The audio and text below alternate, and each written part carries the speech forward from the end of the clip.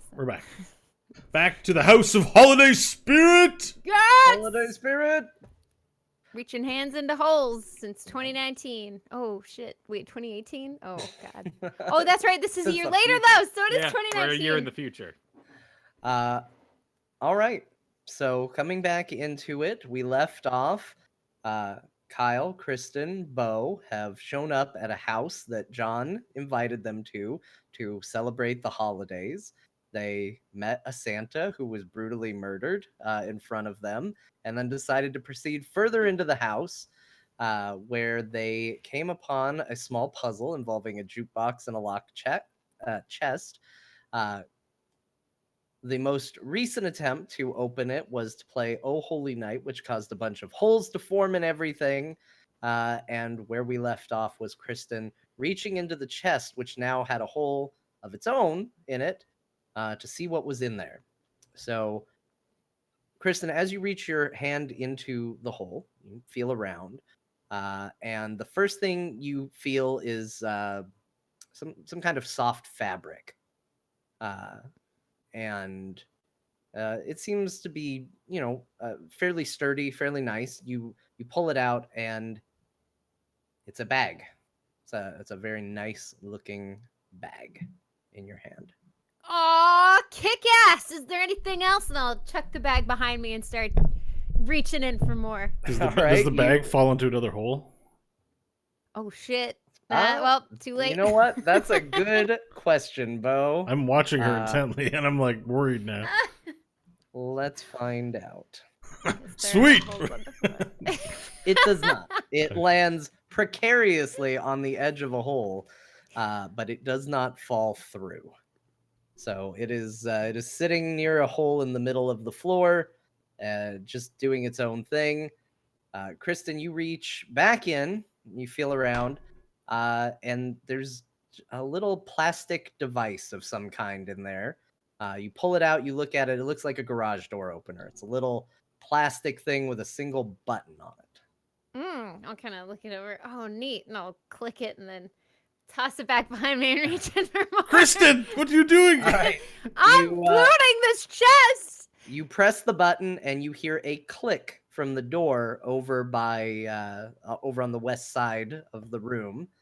You hear a little click from that, and then you throw it, and it falls into a hole and disappears from sight. No, Kristen, the key to getting out of there might be in there. Please be more careful with what you're doing. What? Oh, okay. I'll go in for another. Reach back in. It is empty. It's empty. That was it. No! No! Oh, fight! What was it? Then you hear, guys, what are you doing? Guys. Was that Scott talking? Nothing. Yep, it's Scott yelling. Scott, hello, it's me. Do you recognize me? It's Horatio. It's Bo. Hey, Bo. Guys, I'm kind of in the middle of something here. Why is there a hole? Why is there a hole in the bathroom wall? Is he pooing? Make a investigation check. Well, can I see? Okay, 20. Right now, you can Natural only 20. see Natural about 20. the profile Natural of the 20. bed. Natural 20. He is totally in there pooping. Scott, This is clearly a bathroom you're Scott, looking into, and there is a smell starting. I know to it's a drift bad into the time, room. and I know this isn't your thing, but I think John hired someone to have him murdered, and we have to call the police and get out of here and solve this thing, and we have to. Scott. I don't know, guys. I had eggnog and it was not good, and I do not recommend having the eggnog. It's bad. I could use a little privacy. What? Why is there? No, I'm coming in there. I'm coming in there, and I'm gonna approach his hole. Okay, you approach the hole. It's not big enough to get through. It's well, you could probably fit your head through if you really tried. But that's about it. I'm talking about the hole in the wall, DM. Yeah. That same hole. Okay. It's his now. Okay, you are right at the hole, and he is. Can I put giving my you head a in? Can I put my head in? you start to lean in, and he like, and he lets out a yell and pushes you away. What are you doing? I force my head through against his push. Where's Okay. the song at? Where's the song at? The song has, it's probably wrapping up. It's near the end of the song. Okay, I'm still down on my knees, and I kind of lean my head up. And I go, "Don't get decapitated. The song's gonna end soon. Get out of there." I hear this and I heed the advice. All right, you pull your head back real Yeah. quick. Scott is looking at you in abject terror at the moment. Scott, John had Santa murdered. We need to get out It's of it. almost done, Scott. Please send help. We're in the disco ballroom. Do you know where that For is? help. Oh Go- yeah. Do you have your cell Guys, phone? Guys, my stomach is really bad. Make I'm sure not- it's a Stop. funny GIF. Scott, we need you to concentrate. Stop worrying about your shit. It helps. There's an emergency. My stomach's really upset, you guys. I can't. Oh, I can't. tits. Also, my cell phone, it turned into a magic wand. A magic A wand. Quick, magic. toss it to the wall. I need it. All right, he begrudgingly grabs it and tosses the wand through. I catch it. Okay, well, make an athletics check. Oh shit. I can't do a sleight of hand check, perchance, and benefit from my Nope. dexterity. He's It's athletics. tossing it. I've got to catch it with strength. Yeah, Stick. yeah. Natural 20. Boom! Catch Boom! it. Boom! Boom! Catch it. Best actor this side of Arizona. Let's do Not this. only that, you catch it, and you catch it with a flourish. You knew you were gonna catch it. Do I know what it does immediately, or do I have to identify it? Right now it just looks like a stick. I cast identify on it as a It's ritual. a stick. Oh, okay. 10 minutes goes by. It's a stick. I'm looking at the bag during this 10 minutes. Oh, I shout out And this the holes time would've because disappeared. identify has not been working. I put extra emphasis in it. I go, "Oh, relic of your knowledge of times past, share with me your deepest secrets, the ones that last." And I I think concentrate. he's getting into it. Yeah, I think the holiday spirit is catching up with him. the door is unlocked that we can go through. I want to check out this bag. I check out the door. Okay. So, couple of things. Bo, you are continuing to cast Identify. That'll be 10 minutes, right? Because Yep. you're doing it as a ritual. Are you talking the whole time? Oh no, I just said that thing, and now I'm in a meditative. Oh, mode. okay. I thought you were just gonna keep going.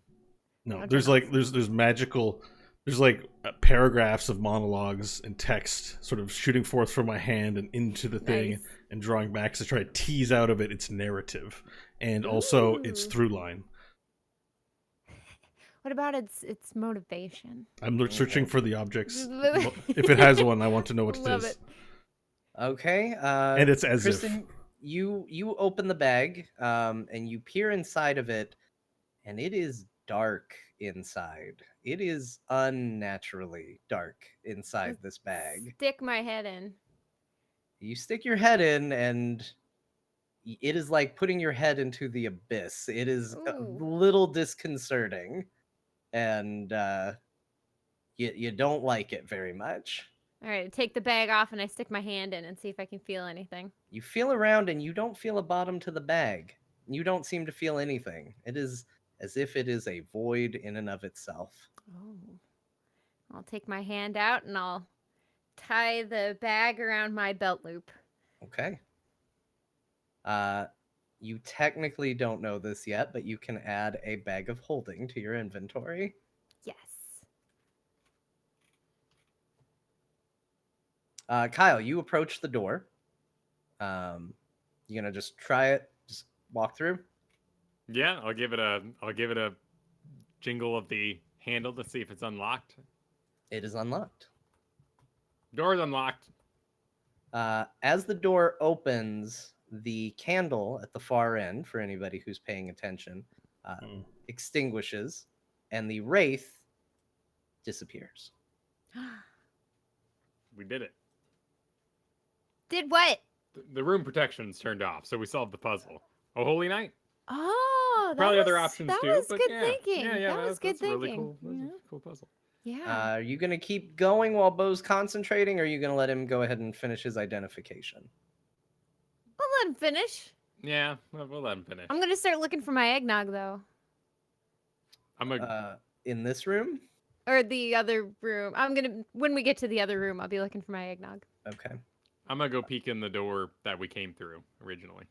Okay. You open the door. It is basically left as is, except there are now a couple holes in the wall that now looks between the disco room and the entryway where you came in. Dead Santa Santa still there? remains dead on the floor. Cool. All right. Well, we wait for the ritual to complete.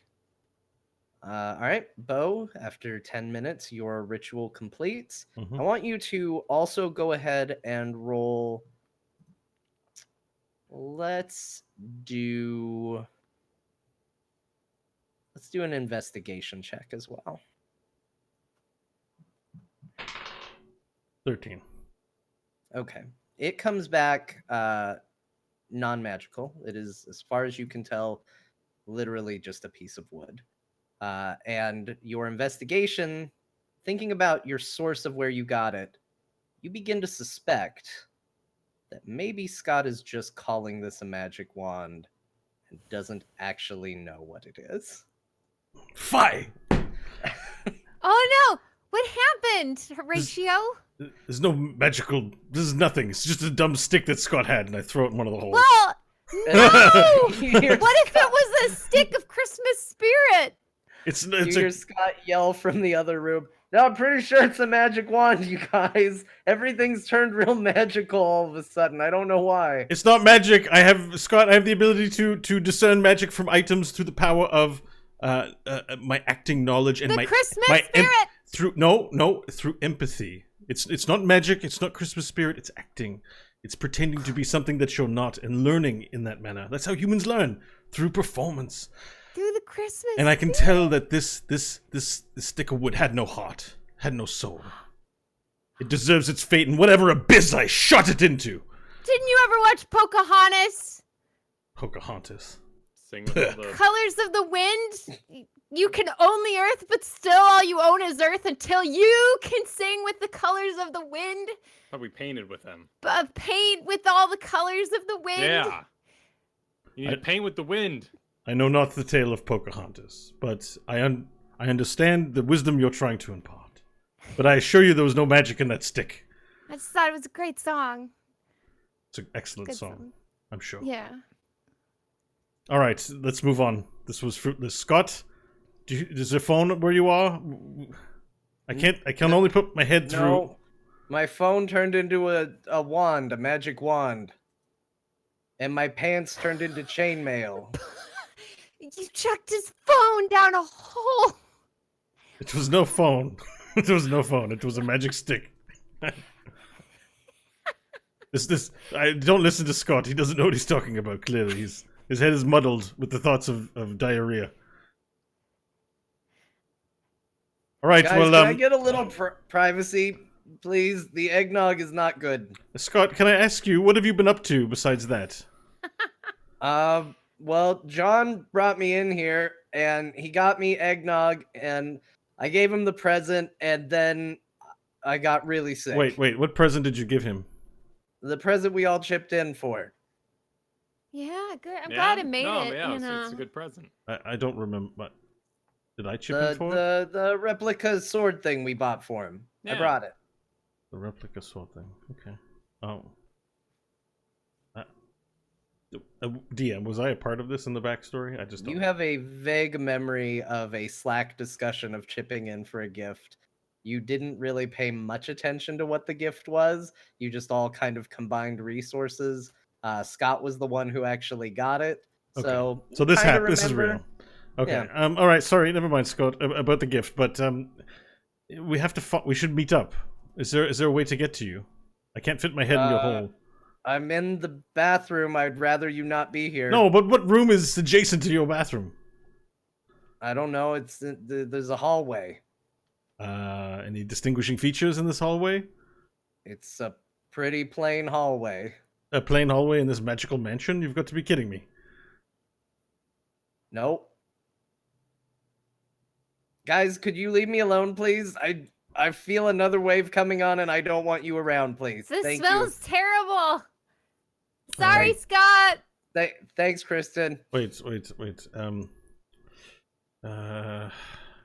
just trying to think. Do you need anything? Do you need any water? I would really like you all to leave.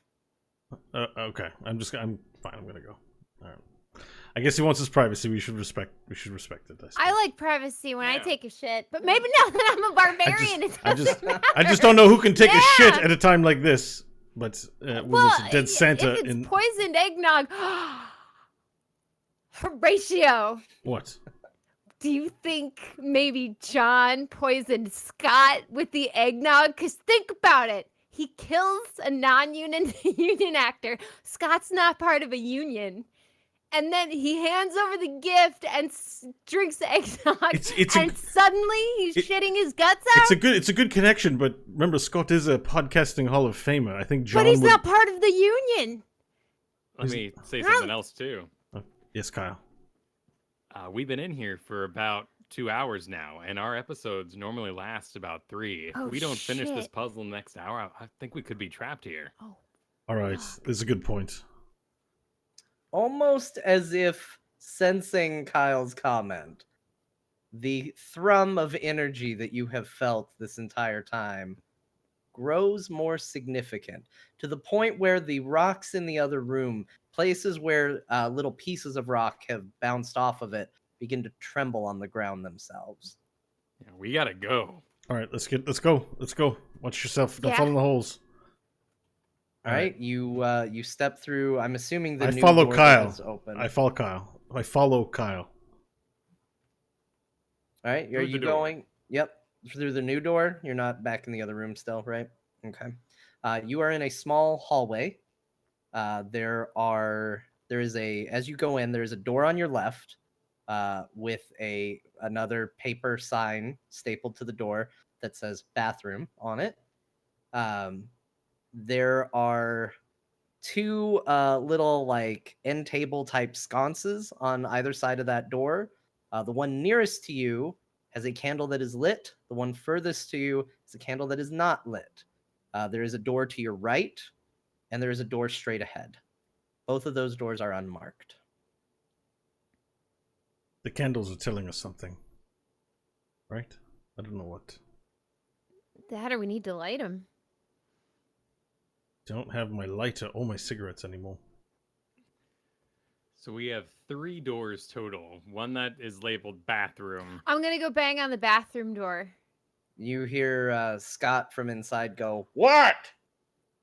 We found you! You Guys, already we found found me. him." Leave me alone." That's the bathroom, guys. All right. It's the bathroom. I checked the right door. It is locked. Okay. Top door. All right, you walk straight ahead through that door, and you walk into a room roughly the same size as the disco that you were in. To your left, when you come in, there's another pedestal-like table, just like the one that was in the disco. Sitting on top of this one is a large candle. It is lit, but it hasn't burned away. It's not like the other one. The other one was basically down to the base as if it had been burning for hours. This one looks like somebody would have just lit it because no wax has melted outside or anything like that. There's a large rug in the middle of the floor. There are some stairs to the right leading upstairs. And at the far end of the room is a table. Currently, nothing on it, just an empty table. And do you all walk into the room? It's just an empty room with a table and a candle, freshly lit. Yep. I enter and don't step on the rug. Okay. Are there any? There's no paintings on the wall that I can see. No, there's a few windows in this room, but it looks like somebody, maybe John, decided to go for a very authentic feel and had all the windows frosted, and you cannot see out of them. I see. Cool. But there are windows. Okay, I'm going to step carefully, one step into the room. Okay. Kristen, are you going into the room? Yeah, I'll follow behind. I want to Alright. make my way carefully over to the window. Worth noting as well. Sorry, I forgot. I'm looking at a tiny map. It would be the south of the room, but it would be to your left as you're coming in. There is another door, a closed door. Okay, Oh. so the So windows the windows are on the right then. There are windows on the west wall, and there's a few on the southern wall up to a point. So- Not right next to the door, But but right is south. My right, walking into the room is south. your right going in would be north. And the windows are on the north wall. The door's on the south side. There's no windows on the north wall. Just on the Windows are west on wall. the western wall, and So there are some. I have to walk straight across the room to get to the windows. Yes, and there's a table blocking them. The whole table blocking all the windows? It's sitting up in front of it. I mean, it's a table. I want to make my way carefully around the carpet that Kyle's refusing to step on. Okay. and move- As Kristen moves into the room, the door, like at the disco, shuts. The candle flares, and from the light of the candle, a bright glow emanates. And it just looks like a bright orb moving about the room. And it settles on the table at the far end and looks at you and goes, "Hi." Wait, what's appeared? Oh shit! It's just looks like just a glowing orb. A glowing Like a orb glowing light. on like top a of the circular candle? Light. On top of the candle? It came from the candle, but it has moved around the room now. Okay. Hi. Hi there. Hello. Oh boy, you're really taking your time getting here. But I'm excited to see you. Hello, am the ghost of Christmas Past. Oh fuck yeah! Fuck yeah! This aw. I'm so excited. That means we already met Death though. Oh, you've Yeah. heard of me. That's exciting. I like when people have heard of me. Horatio, have you heard about this? Have you read a Christmas story? I'm Hello, familiar. Horatio. I'm familiar Christmas with the Carol? tale. Yes, the Ebenezer Scrooge and his Yeah. travels into the past. That was the thing I did. I was in that story, and I'm really excited to meet you all. We don't have a lot of time, so originally the idea was we were going to do a white elephant gift exchange because those are so fun. And I like to think about Christmases in the past, and I really like when we used to do white elephant gift exchanges. People don't always do them, it's mostly for offices now, but I think they're still fun. But with only 3, it's a little harder. So I've got a game for us to play, and I think it's going to be really fun. Pardon me. Do you have a proper name? Ghost of Christmas Past? Yes, it's Is Ghost of Christmas Past. So do I just say Mr. Past or Past or Ghost? I'm a she, but yeah, GOCP. Mrs. Past? Miss Past? you can call me the Ghost of Christmas Past. There's a lot of syllables in that. That's my name, Horatio. See, the question I wanted to ask you is, I am familiar with the tale of A Christmas Carol by Charles Dickens originally, I believe, and turned into several stage and film productions over the decades since. The Muppets is the best. I love the Muppets version. You've seen the Muppets version, right? It is the best. The depiction you're presenting to me, I don't think is how most productions envision the Ghost of Christmas Past. So I'm having a bit of trouble wrapping my head around a light. Okay. Well, you know how sometimes it's like that one time I was played by Jiminy Cricket, but then other times I'm displayed. I look like something else. Well, this is like that. I look different, but this is me. Right. So John hired you to play the Ghost of Christmas Past. No. Are you union? Ask him if he's union or she's Are you a union. union performer? We gotta know before she dies. I don't know if you're gonna die. I'm sorry. Ooh. I don't know any of what you're talking about. So you're I'm telling just me here- that a fictional character from Charles Dickens' A Ghost of Christmas Past is in fact based on a real entity, and that you are this entity. That's my understanding of what you're telling me now. That makes sense, yeah. So have you met Charles Dickens? Maybe. You I were meet a not. lot of people. There's a lot of people out there that don't have the Christmas spirit. So, I know so if I it's can just shocking be- to believe. Horatio, it's your They story, can, man. man. what, You what- gotta believe. You gotta believe. So many questions. So you're the real Ghost of Christmas Past. I'm the real Ghost of Christmas Past. And did John hire you, or did you volunteer for the service you're I providing for him don't know what today? you're talking about. Well, John set us up a D&D magical room to play and to escape. He said so at the beginning. I know I'm supposed to Okay. play along, but my mind is curious. I seek the knowledge of the world in order to understand it and then bring my art to the stage where I may perform it for others. And so part of my role in this universe is to understand the people that I meet. And I want to know more about you, Ghost of Christmas Past. Okay, That is the true gift, is you, the living, breathing person. great. Or entity? Are you a person? As a ghost, were you once a living being? I don't know. I've been a ghost for a really long time. What is your puzzle for us, Ghost? Oh, it's really great. It's like a gift exchange, but there's a really deadly penalty. Yeah. All right. Okay, watch this. And the ghost jumps across the table. It touches the table in 3 different spots. And everywhere where the ghost touches, there is a bright flash. And when the flash clears, there are now 3 presents on the table.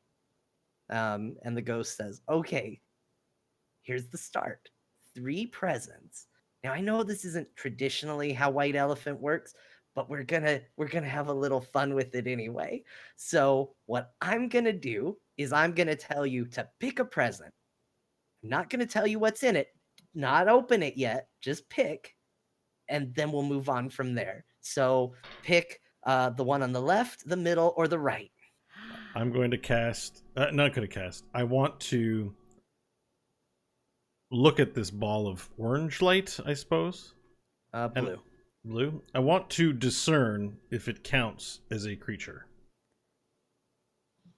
I'm just going to look at it with my Okay, roll an investigation check. inquisitive mind. Will peer into this thing. 19! Oh, plus 2, 21! Reveal your secrets to me! It definitely seems like a real entity. You don't know that it's a creature. It's not like any creature you've ever seen before.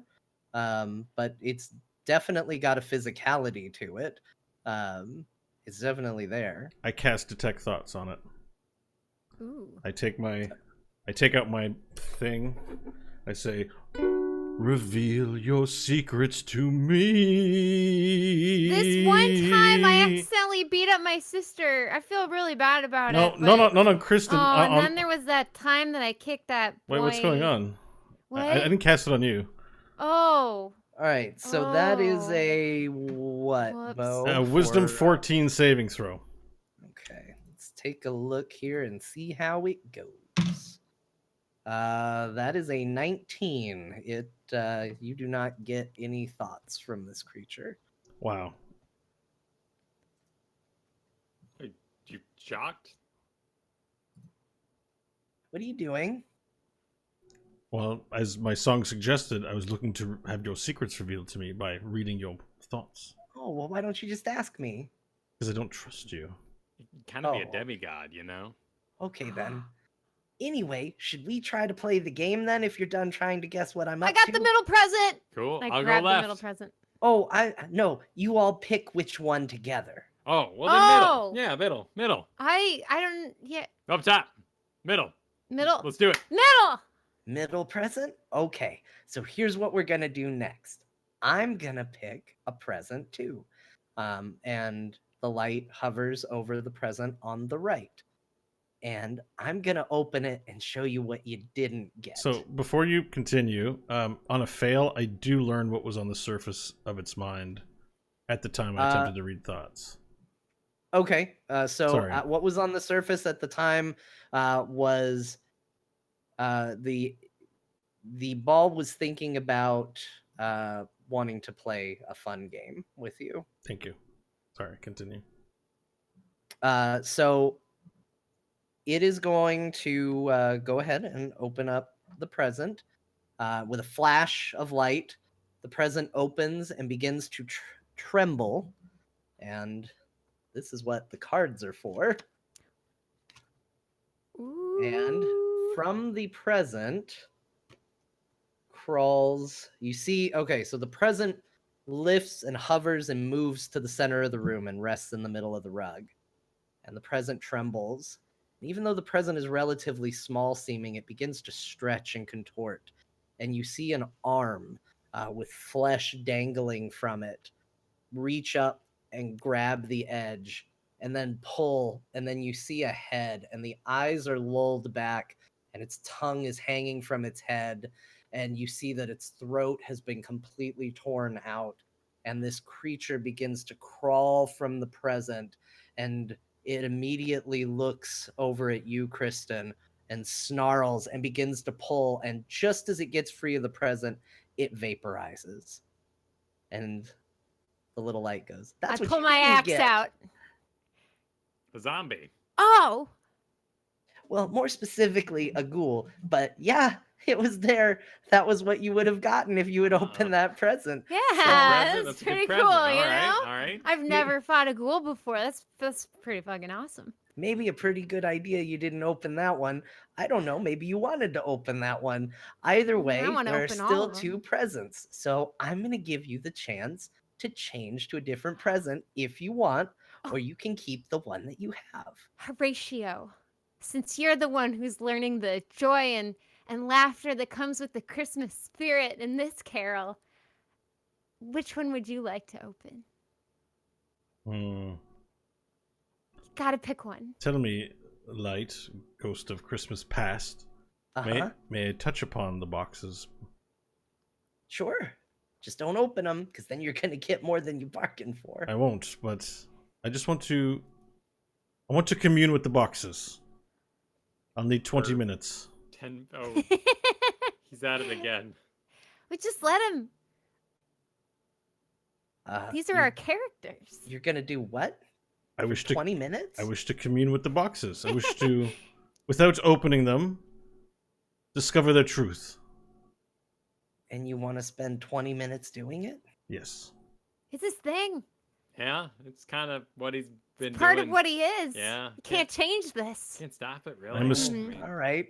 This sounds incredibly boring. Well, Not to him. I thought Yeah, you were the no, ghost he'd of love it. Christmas Yeah. past and not the ghost of revels. A ghost of Christmas past in my book would applaud wisdom, for that is what the ghost of Christmas past does in the tales. Yes, shows Ebenezer in the legend the error of his rash and judgmental ways, greed. I don't know about all that, but you're boring. You're a really boring man, but have it your way. Go touch the boxes. Very well. Which one are you going to start with? DM question. If I Okay. touch both simultaneously, can I save us 10 minutes? Nope. If you Okay. want to waste 10 minutes, or if you want to spend 10 minutes touching the box, you can touch I the say my magic words and begin to cast Identify as a Ritual on the box. you know, Okay. I'm gonna flip the rug. yeah, all right. Yeah, I mean, I can cast Identify for him, but I'm not. Let him go. That's I his know. thing. I'm not gonna Just don't interview. play his Yeah. character for No, him. no. And I as can as, do it as in you That's not the Christmas spirit. as you guys speak, I pull from it the narrative and the through line and the motivation and the as if and the heart of the object's The soul yes and. to find out, and the yes and from the object. Okay. While you do that, Kristen, you said you're throwing the carpet over. All Flipping the rug. I want to see if there's anything under there. right, you flip the carpet. Go ahead and make a strength check.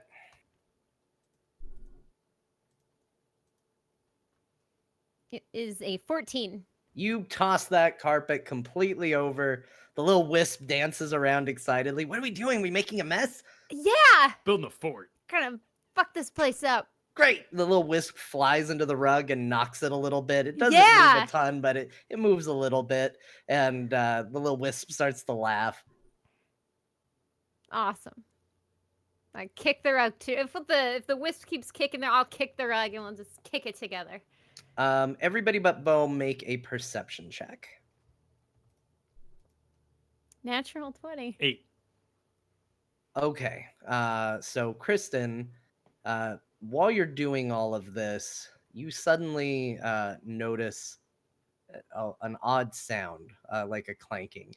And now the vibrations in the ground have gotten so strong that the windows are starting to shake. And actually clink a little in their framing. And the wisp kind of darts around. Oh, that's probably not good. I'll try to locate that sound of that clanking that started up. Okay, make an investigation. 4. Okay, you Shit's not- going down and I don't like it. it's kind of all around you. As you follow it, you notice. I mean, it's not hard to find. You have time because Bo's doing his ritual. It is the glass in the panes shaking, as well as other items in the house. Everything seems to be shaking very intensely at this point. Okay, well, looking back, I'll see Horatio concentrating very hard, and I'll take my axe and I'll go to shatter the windows so that they stop shaking, so that they stop making noise. All right, roll an attack on the window. 15. All right, you shatter that window. All right. Is there still clanking from the other windows? Yeah.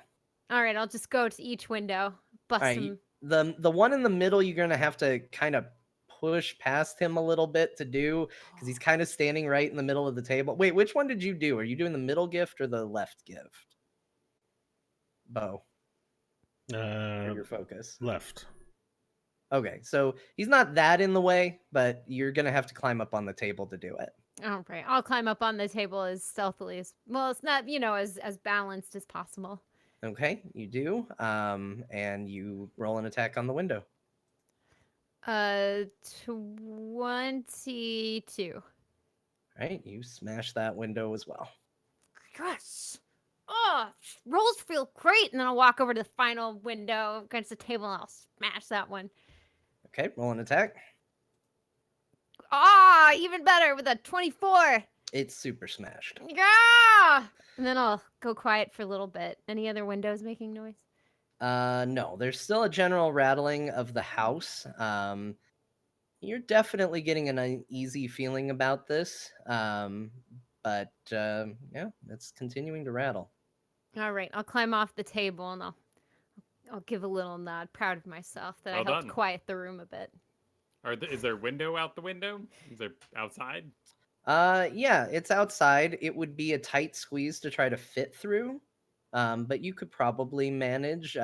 It's not a clean break. The glass isn't completely gone, so you might have to do a little cleanup if you wanted to climb out the window, but or risk, potentially hurting yourself. But yeah, it's a window. You can get outside if you want. Does it appear to be the desert sky outside? Yeah, it has gotten darker because you have spent a considerable amount of time inside the house. So it has definitely darkened. I would say maybe just a hint of light in the sky at this point. Cool. I'll go back to Alright. kicking the carpet. All right, Bo, you finish your 10-minute ritual, and the box that you have cast Identify on Mhm. is a box wrapped in wrapping paper. So does it require attunement, charges? Does it have any spells affecting it? Nope, it is a box. Just literally a box. But I know that magic will trigger some magic in some fashion, and there's no strings or physical things attached to it. So I must be able to discern the magic governing it. If that's the case, you aren't sensing it. You sense that this is a box. Why did John see fit to give me spells that don't work? You picked them. Did I, though? I walked through the portal and I just had them. Your It's heart- what your was heart in picked your them? heart. Yeah. The pixie, or I will the little light- stubbornly do it on the other box anyways. Okay, you. My pride is stinging at this point. You and go I over to the other cast box. identify on the other box. The light goes. This is taking forever. Well, perhaps you will tell us what's in the box or what the properties are of the box, so I don't have to That's do the it for myself. Game. You are no fun at games. You're bad at games. The whole game is you don't know what you're gonna get. Okay, and I set aside the box instead of opening. I said, "Who's responsible for the murder of that non-union actor in the foyer?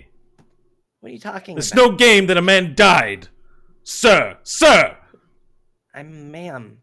ma'am, light, ghost of Christmas past. Yes. Why? What can I do for you? What right do you or John or anyone in this madhouse have to murder an innocent man enjoying drink at the front of the house? What man? The Santa Claus man. Don't I haven't feign been to the front of the ignorance. house. It's literally one room downstairs. You must have heard the murder. The two nutcrackers stabbed the man for opening. The wrong present. The He wrong was opening present. the wrong present. Yes. Oh, well then the Nutcrackers did it. They're responsible. Right. But you're part of this house. You're invited Yeah. here. You're part of this thing. We're all part of the house. Don't feign innocence and joy in the house where murder has happened. Oh, it's not going to be the last of it either.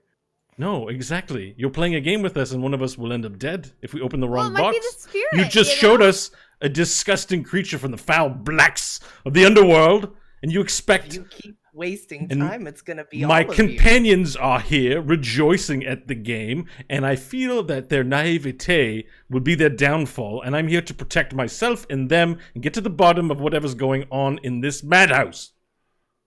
Explain yourself now.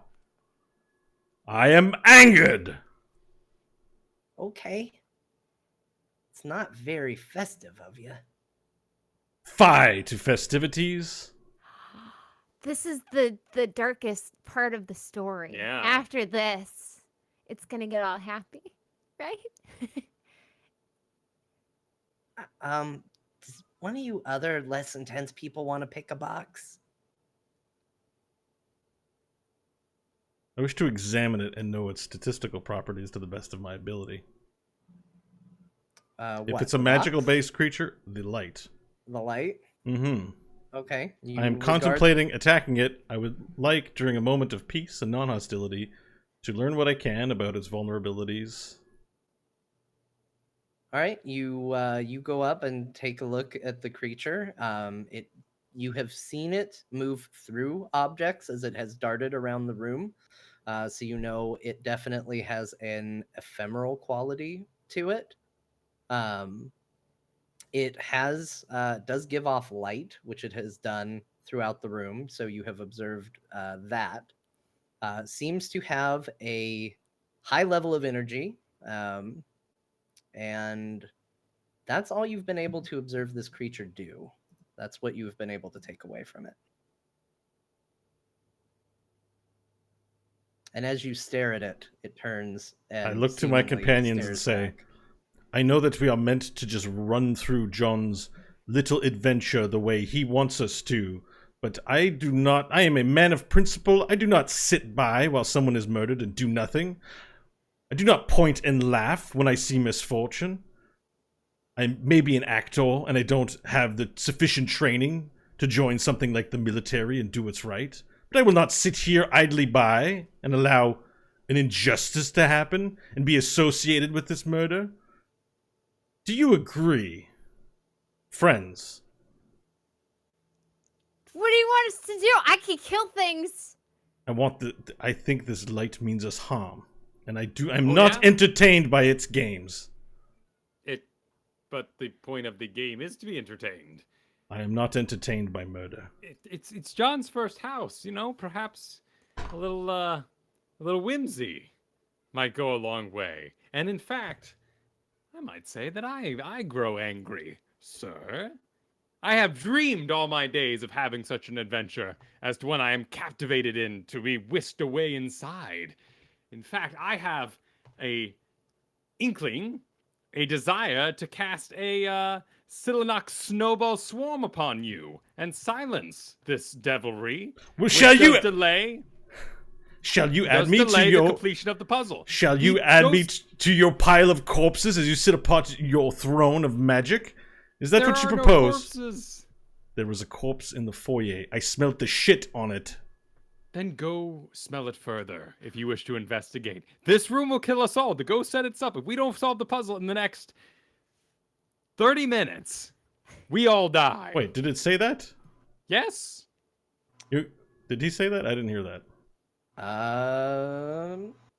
He did not. The ghost did not say that. The ghost did say, though, if we do not finish this puzzle soon, we will all add to the corpse pile. Yes, the The true ghost did allude to the fact that you all would die soon. Kyle. Yes. The true puzzle here is not do we solve John's mystery. It's do we retain the integrity of our soul? Clearly, you've sold yours for magical power, but I have not sold mine, and I am living my dream of acting. I have never performed and spoken better in my life, but I will not, sir, stand by and approve of murder. My alignment is one of goodness, and I will not sit by and watch a man murdered for my own entertainments and power. There is a thing in this world called principle, and I know I have it. I thought actors were supposed to be fun. Oh no, not all of them. No, he's method. He's I got am not method some on. Hollywood truffle or trollop.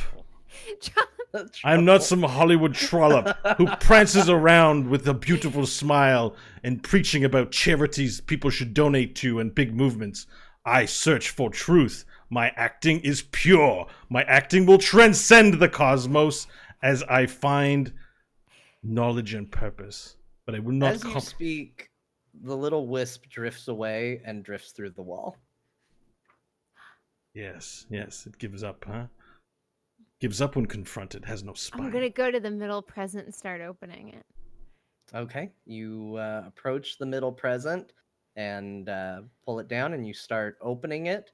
And as you do, the wisp darts back into the room very quickly and goes, "I knew it! I knew you'd pick a present. This is the I just one! needed to give the acting man something to stop This yelling is at." the one! You go ahead and open the present, and inside are 5 items. I'm bad at math. There are 3 healing potions. Ooh. Specifically, let me find it here on my list of things. So specifically, they do. As soon as I can find my list. Well, while I look for that, okay, 3 healing potions. They do 2d4 plus 2 healing. In addition to that, you find another one of those clickers, like what you found in the previous room. And there is also a small book of matches. Oh, I'll toss the matches to Horatio and I'll click the button. All right, you hear a very quiet click, as if it was not in this room. All right, back to the previous room then. Did you guys hear that? We also have the matches to light the candle out there. And healing potions? Anybody need some health back? Do you Wait. guys want to see what you didn't get? Yes. Yeah! Okay, it's so fun to show people what they could have gotten and didn't get. But let me show you. So the little light goes over to the box and tears it open, and the box suddenly begins trembling as well, and light emanates from the middle of the box, and from it, do a little shuffle here.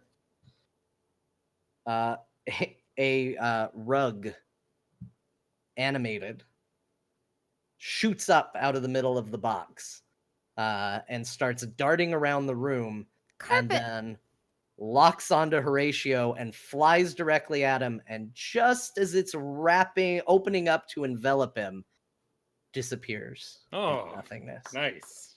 Animate rug, nice. Well done. You missed out on a rug. Ah, that would have been a good one. Yes, quite a shame you weren't able to suffocate me with it. Wait a We'll minute. see I'll what hand happens. the healing potion to Horatio. Wait a minute. I refuse the potion. Oh. I mean, sure? I'm in You no said you mood didn't for have much spirits. health. I'm in no mood for spirits. Let's progress on before Oh, I do something okay. we all regret. This Okay, light angers open my me. bag and Wait, put them in. Can I talk to you for a moment, Kristen? Okay, Oh. but I'm gonna go. I've got places to be. And All then right, all the right. wisp and the Thank you, candle Spirit. also Sign room. goes out. Yes, the spirits got places to be to go screw with other people. All right. Yes. Horatio, please, a moment. Hmm. A moment. Am I momenting? Do you want headphones off? Yes, he's doing it. Okay, yeah, Right. headphones off. So I pull Kristen into the previous room, and we talk. I think Bo might be possessed by the spirit of Nexomania. But we conquered Nexomania at least a year and a half ago. Nexeperdy. I think he might be possessed by Nexeperdy. Well, shit, when do you think that happened? And all that vengeful feeling he felt about his games being torn asunder Oh. has manifested Oh, as no. a character itself. He's Ebenezer. I believe so. How do we fix this, though? I think we have to divide him How from... can we change someone's alignment? We can't just go f***ing with that. Yeah, we have to Oh, we have to shit. placate him. We have to So how do we give him what he the wants. body. Yes. How do we deal with the body? So we have to solve two puzzles here. Do we burn it? The puzzle of arresting John to Okay. satisfy the spirit of Nexeperdy Okay. while still completing the house so we don't die. Okay. Yeah, we gotta light the candle. All right, let's light the candle. I'll go get him. Okay. So I can see them consulting privately without me, right? Like right in front Yeah, of me. absolutely. They went into the hallway, so you saw them shuffle off. You didn't see. They're talking, presumably about you, but you don't see the actual huddle itself because they're in a different room. Okay. I look wistfully out the broken frosted windows. One thing to note, seeing as you two did go in there for your little meeting, the second candle was now lit. Oh! okay. Killer. So we don't need the matchsticks for that then. No, and I gave the matches to Hmm. Horatio. Horatio, we're advancing the puzzle. Very well, I follow and I come out and join them. Do I need to use the matches here? It's already lit, and a door is unlocked somewhere in this room.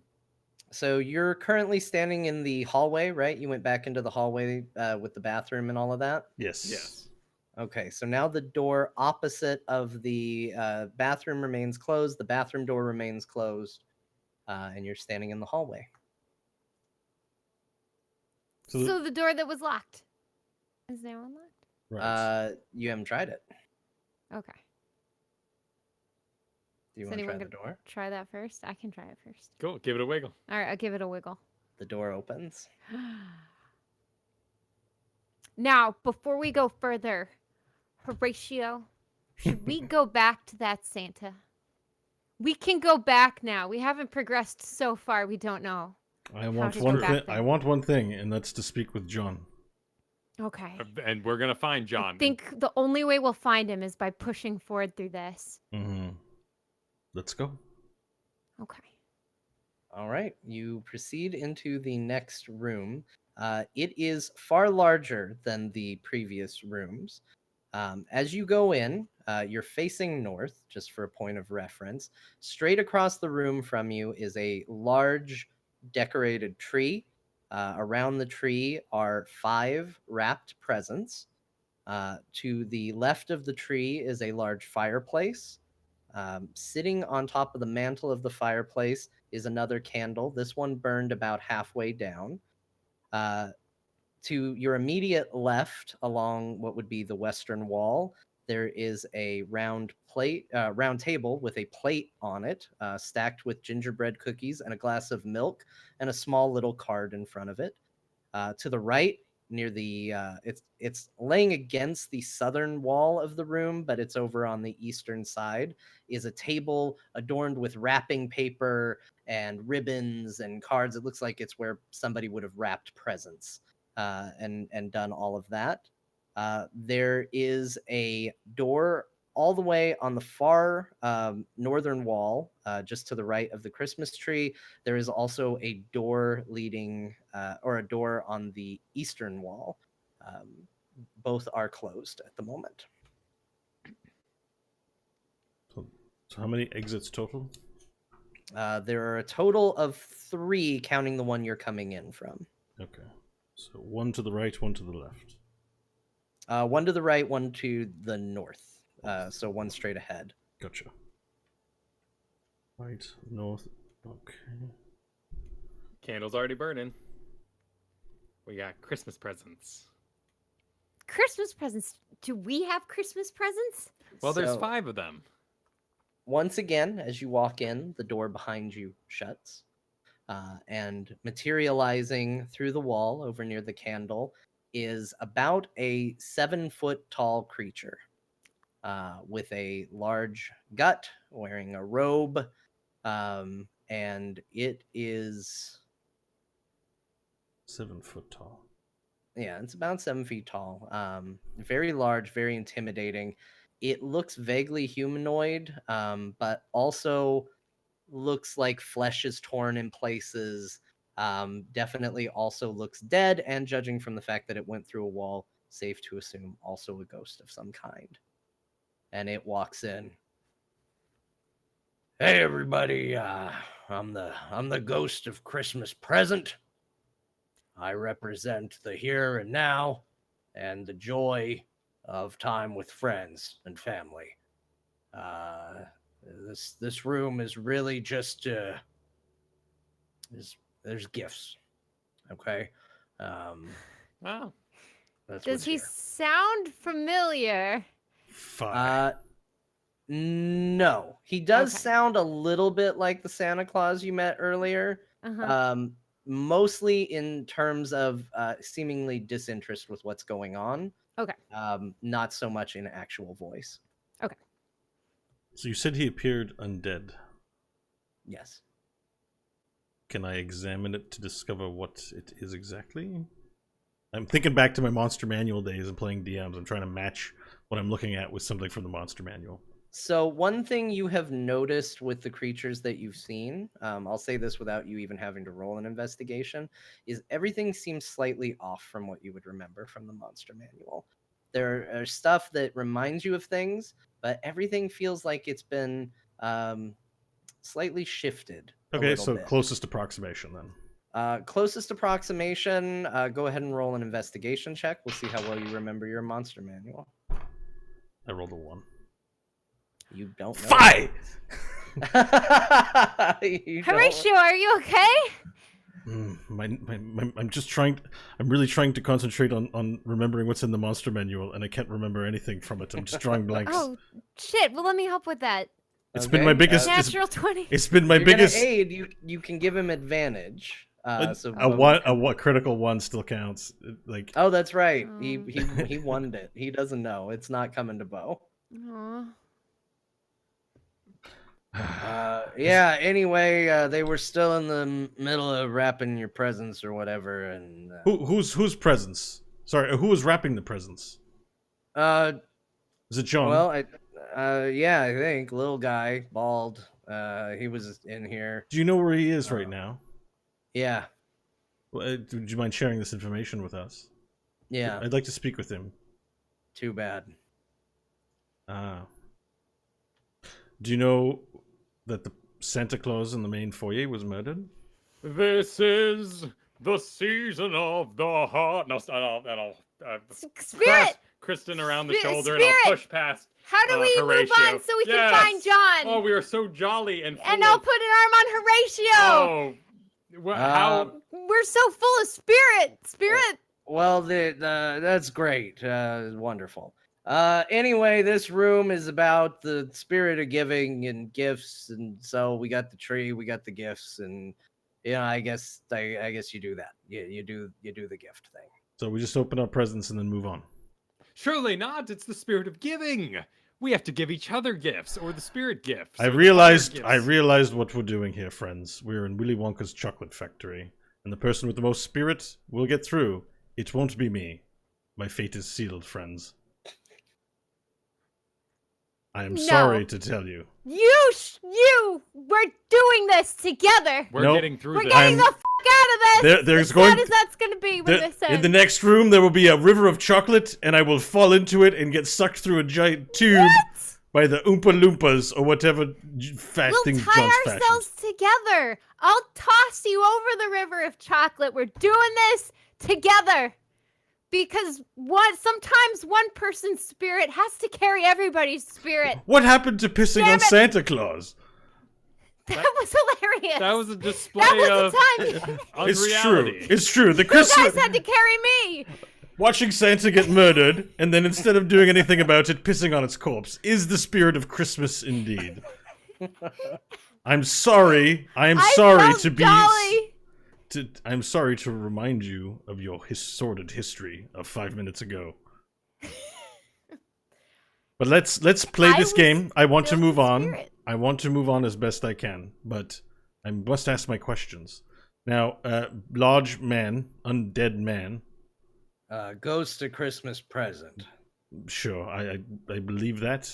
Like I believe in I don't know, Vashnu. Yeah, I don't care. Yeah. So what do I do here in order to move on? You know, it's kind of we give you a hint and you do it. We What's don't the just hint? tell you what to do. What's the hint? Tell me. It's a gift. You do what you do with a gift.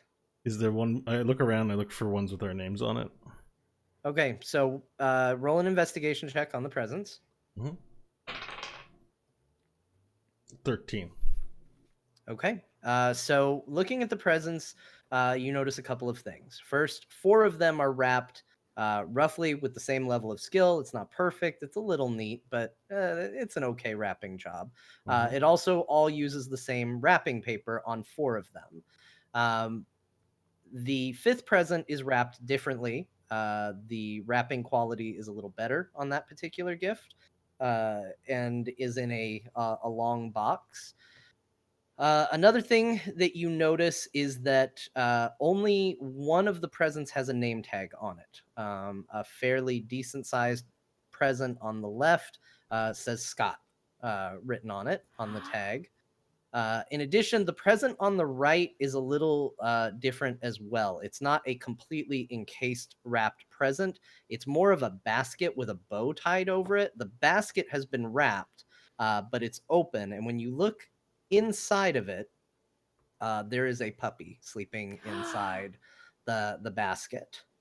He has a collar on with a little tag, and the name on the puppy is Illidan. Tell me, great ghost of Christmas present. Are we allowed to speak to the gifts, or does that count as opening it? Well, you can talk to a gift if you want. Yes? Because there's a puppy in one of them that's clear to see. Mm-hmm. Great. I cast Speak with Animals as a ritual. Ooh. Okay. Bo begins. Do you tell people what you're doing, or do you just start casting it? I just do it. At this point, Okay. I'm just acting. Bo starts gesturing and vocalizing something, and he just begins to do that and not moving. He's at it again. I'll watch. I say, you hear me go, ruff, ruff, ruff, ruff. And then dog, I say, hello, young man or girl. You're doing it as a ritual, right? So you've got 10 minutes of this. The duration is 10 minutes, I think. It's not, so identify takes 10 minutes you have to sit there for? I'm not sure if Any a ritual... spell cast as a ritual, I believe, takes 10 minutes to cast. Really?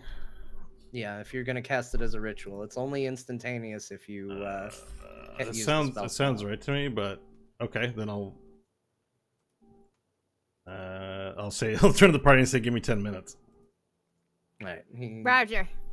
Bo begins casting again, going through his ritual. Okay, so 10 minutes go by. Are you guys gonna do anything for the 10 minutes that Bo is casting his spell? I'll go sit by the fire. Right? Oh, there are cookies and milk? There are cookies and milk. Do you want to head over and take a look at that? Yeah. Right. So you approach the table. There is a rather large tray, a significant amount of gingerbread men cookies sitting on it, and a glass of milk. You're not sure exactly how long it's been sitting out, but just sitting there, and a small card that says "For Santa" sitting in front of it. Oh, well then I won't touch the cookies. I'll go sit by the fire instead. Okay. Kyle, anything you want to do while Bo casts Speak with Animals for 10 minutes? I would like to, he's focused, and this isn't like a sneaky move. It's not aggressive, but I want to lay my hands about a foot on either side of his head and do an Arcana check. Okay, go ahead and roll an Arcana check. Is he doing it on me? 15. All right, you do an Arcana check. You get a sense that there's a magical energy about him, but as far as you can tell, it's probably side effects of having gone through the machine. Okay. Now, I will study the essence of the aura while he does his communication. And since my lute is my arcane focus, I'm gently strumming chords in a... Okay. You don't necessarily need it for the spell, but I like the flourish and go for it. Well, it's my arcane focus as a bard. Oh, okay, I need it to cast spells. You do so for 10 minutes, and you gain Speak with Animals. Oh, is he barking? I say, hello there, little man or girl, Illidan. I mean, you no harm. The dog's ears twitch a little, as if hinting that somewhere it heard you, but the dog remains very sound asleep. Hello, hello, little Illidan's a boy. I'm gonna say, hello, little man. I have a snack for you.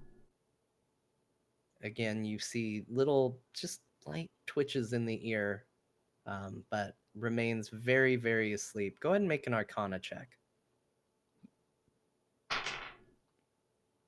9.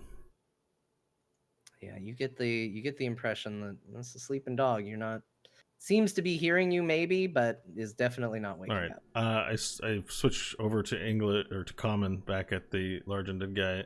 He's saying, I'm gonna try and wake up the dog that's in here. Is that okay?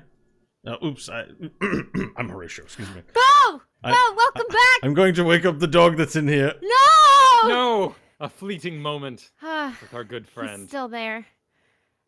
Would you mind it terribly if I got a little loud? I don't mean to be aggressive. I just like to wake the young thing, and I'd like to speak with him. What are you gonna do? You're just gonna yell? Yeah, I'm going to bark quite loudly. I just don't want you to take it as a sign of aggression. I'm not the boss of you. Do whatever you want. All right, I turn to the dog and go.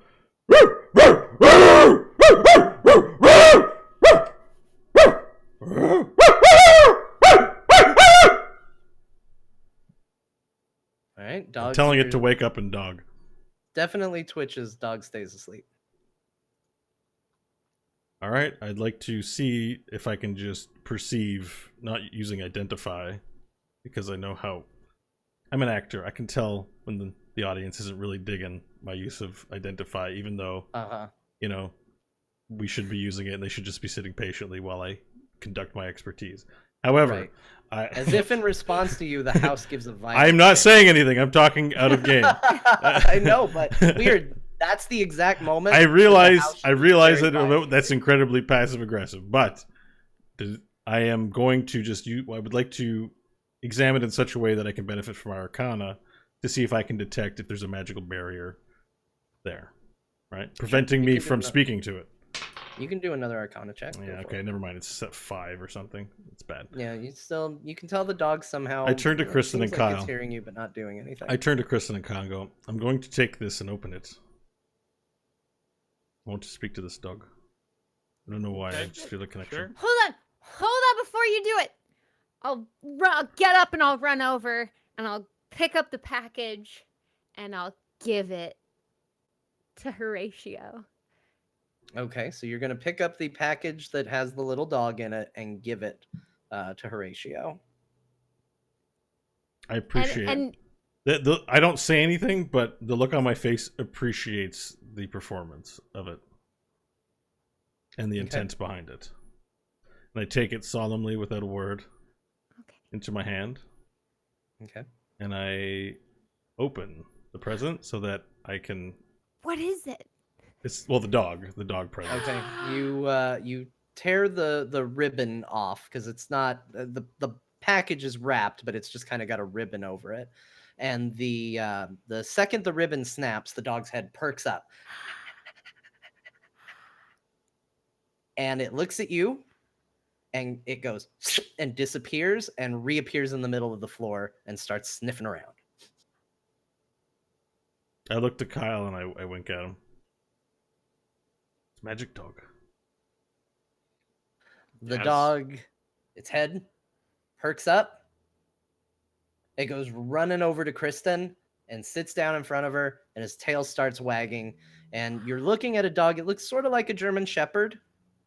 It's mostly gray, like a light gray fur. It's got a white belly, white tummy, and a little white that goes up under its chin. But it has a solid black band of fur that goes across its eyes. Probably where the name came from. Oh, pick him up and I'll give him face Now- kisses and It starts giving little woofs. Bo, you understand these. What is he saying?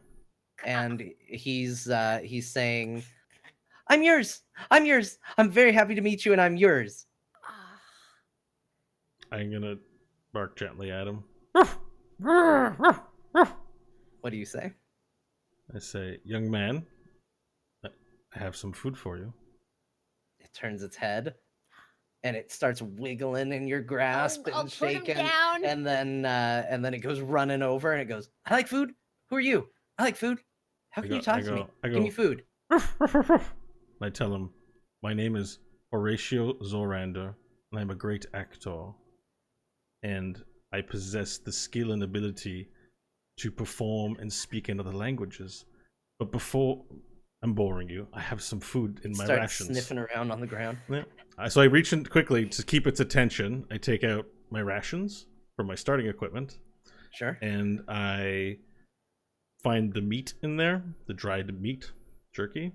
And I take out a strip of it, and I break off a piece, and I hold out in my hand for Illidan to sample. And I go, Right?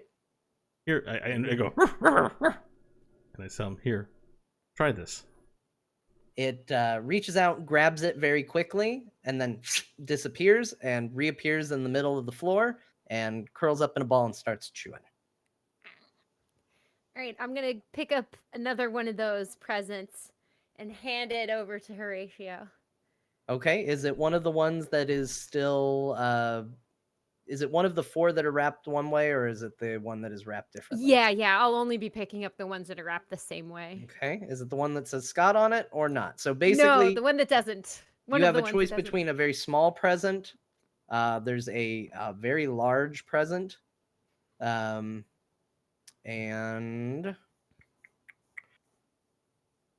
then there's Scott's gift as well. Okay, I'll do the small one first. Okay, so you pick up the present and you hand it to Horatio. No, Kyle should have a gift, right? But you need a gift too. Well, I've opened a gift. Oh.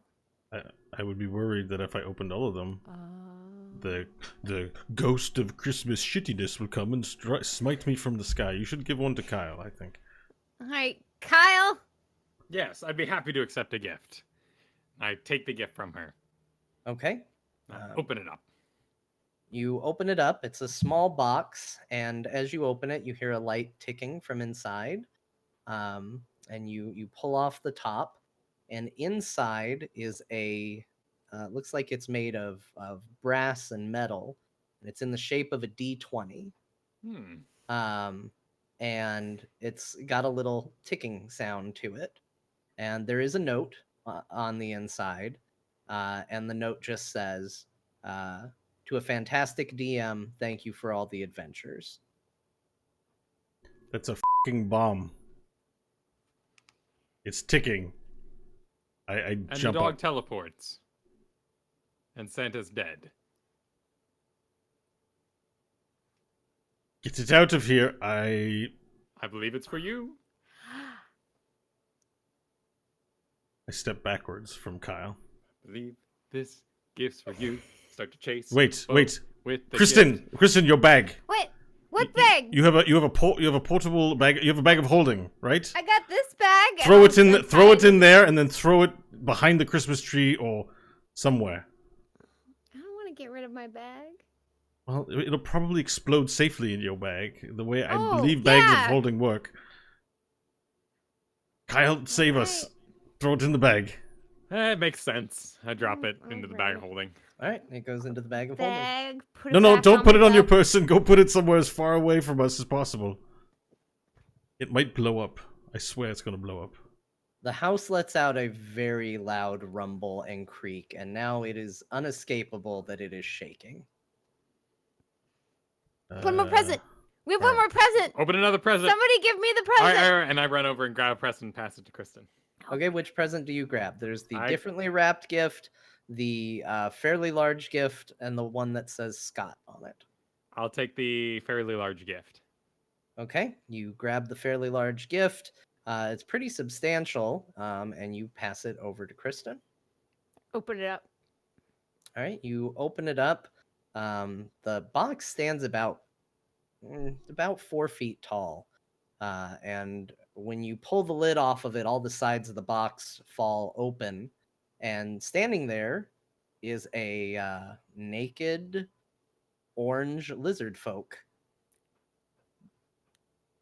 looking proudly and strong. And it is I'll read it exactly as it's written, a very lifelike Varel action figure. Awesome. I'll walk around the back to see if it has any buttons. It doesn't have any buttons, but its arms are posable. It has a twisty tail. Its head turns. You can open and close its mouth, and yeah, no accessories with it though. All right. Well, I sit down, I fold it, and I put it in my lap and start moving the arms around. Okay. I watch Kyle do this intently, studying how he plays with it. Not in a foreboding way, although it might be uncomfortable, but in a learning way. I don't need to roll or anything. I'm just watching it. That's what Okay. I get up. just I leave the roll. dog. The dog will come to me if it wishes to, and I will watch Kyle from remove play with the life-size Varel action figure to study them both. So Kyle, as you kind of mess with the figure, we're gonna do a little cheesing on time here, and also make Bo really sad about how useless his identify has been. You begin to gain a understanding that there's maybe a magical property to this figure, and that maybe if thrown out on a battlefield, something might happen with it. Kristen, you have gained the loyalty of a blink dog, who is Yes. now finished his ration and is now following you and looking at you very intently. And the ghost at the far end of the room goes, "Great, everybody got something. You all feel done? You all happy? Yes. Very. All right. Pick up my puppy. Great. Well, yeah, I guess that's that. Merry Christmas." Merry And then- Christmas. Merry Christmas! You hear a click from the door on the eastern side of the room. All right. Is there a picture on this door? No picture. Very well. Let's take Illidan and sorry, what's your young cat's name again? Carthonassi. Carthonassi. Let's take our little holiday family and proceed, huh? I pick up my size Princess Varel and move through the door. I'll put Illidan on the floor and let him follow after. Okay, you step through the door and you're in a very small room. It basically is a door that opens to a stairway leading down. And it is seemingly very dark down there. Anyone have a torch? Or a flashlight? I assume it's torch, and all of our torches turned into... All of our flashlights got have turned one. into torches. I have a candle, in fact. I think yours might deliver more light. Cool. So I'll take one out, light it up. What are you lighting it with? Matches. Anyone have matches? Here's the matches. I passed them over. Nice. Thank you. Light the match. Burn my fingers, drop it.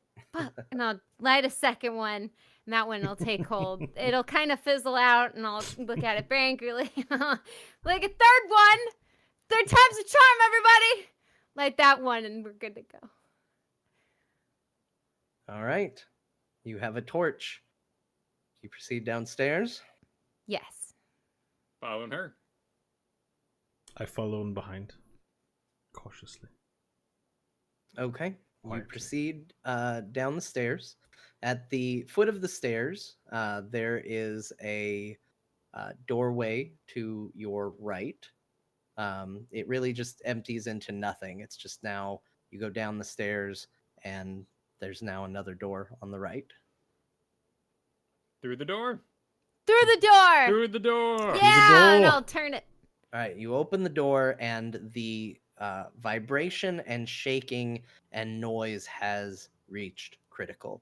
It is now almost deafeningly loud as you open the door and you step into a room very dimly lit. There is a light source beyond your own torch. And so as you step inside, you are immediately flanked on your left and right by two bookshelves.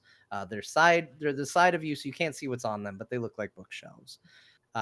On the left side of the room is a cage with a figure sitting in it.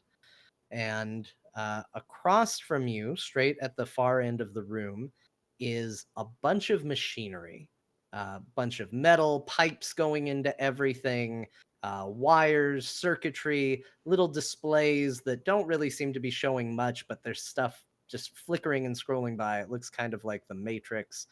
And to the right, on what would be the northern side of the wall, there are cables running to it, and there is a small table with 3 candles on it and a book opened in front of it, as well as a stack of books to the right of it. The candles are reminiscent of the candles you've seen so far. One has barely been burned, one has been burned a little bit, and the other has been melted down to almost nothing. Currently, the middle candle is lit, and that is what you see as you open the door and begin to step inside. Anything in the cage? There is something in the cage. You would have to progress further into the room to see. All right. You guys want to figure out the candle mystery? I'll see what's in the cage. Let's check out the cage together. Oh. All right, you all step in, and as soon as Bo, are you going in the room with them? Yes, I am going in the room with them. As soon as you step into the room, the door slams shut, Mm-hmm. and you hear a familiar click. Mm-hmm. You step into the room, you're approaching the cage, and you see John leaned up against the wall, his head down, blood running down the side of his head. He's not moving currently, and the machinery continues to shake and tremble. Perhaps And He's lost control of his machine. Can someone provide? Is anyone good at first aid? Does anyone know first aid? We have potions. We can feed John a potion. Look, you take care of them, and I know you're not going to like this, but I need to know what this machine is doing. If it's broken, if I can learn anything about it, perhaps John meant for something different to happen, and it's all just a misunderstanding. I'm going to cast Identify as a ritual on the machine at the end of the room. All right, as you begin to step Oh, towards relic the machine, of the past, tell me your deepest secrets, the ones that last. Ooh. as you begin to walk towards the machine, about the time you're about halfway into the room, through the ceiling, the large ghost lands. Let me guess. And I need everybody to roll for initiative. The ghost of Christmas poo-poo. Present. My initiative is 12. Okay. So I'm 12. 3. All right, Kyle with the 3. Kristen, what'd you get? 16. 16. 16. Nice. Okay, and we'll go ahead and do this just in case.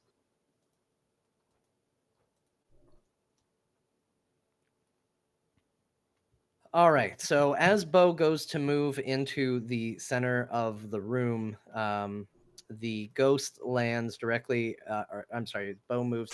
He lands right in front of you, and he says, "Hold up there! I can't let you mess with that right now. I would rather you not go anywhere near it." What happened to my friend John here? He's on the ground, injured. We need him for something. Who needs him? We do. Who is we? The ghosts. The ghosts. You mean the ghosts Yeah. of Christmas past? I'm the ghost of Christmas present. Right, but certainly you have two friends here, the ghost of Christmas present and the ghost of Christmas past, yes? Yeah, it's a whole room full of ghosts. I mean, you don't mind me asking you some questions since you seem to be the most communicative of the ghosts I've met tonight. That's fine. So while he's talking to Bo, you guys, you haven't entered full combat yet. We have the order in case it breaks out, but you can perform actions while this entity is focused on Bo. So just let me know if there's anything you would like to do, or if you're just going to observe them interacting.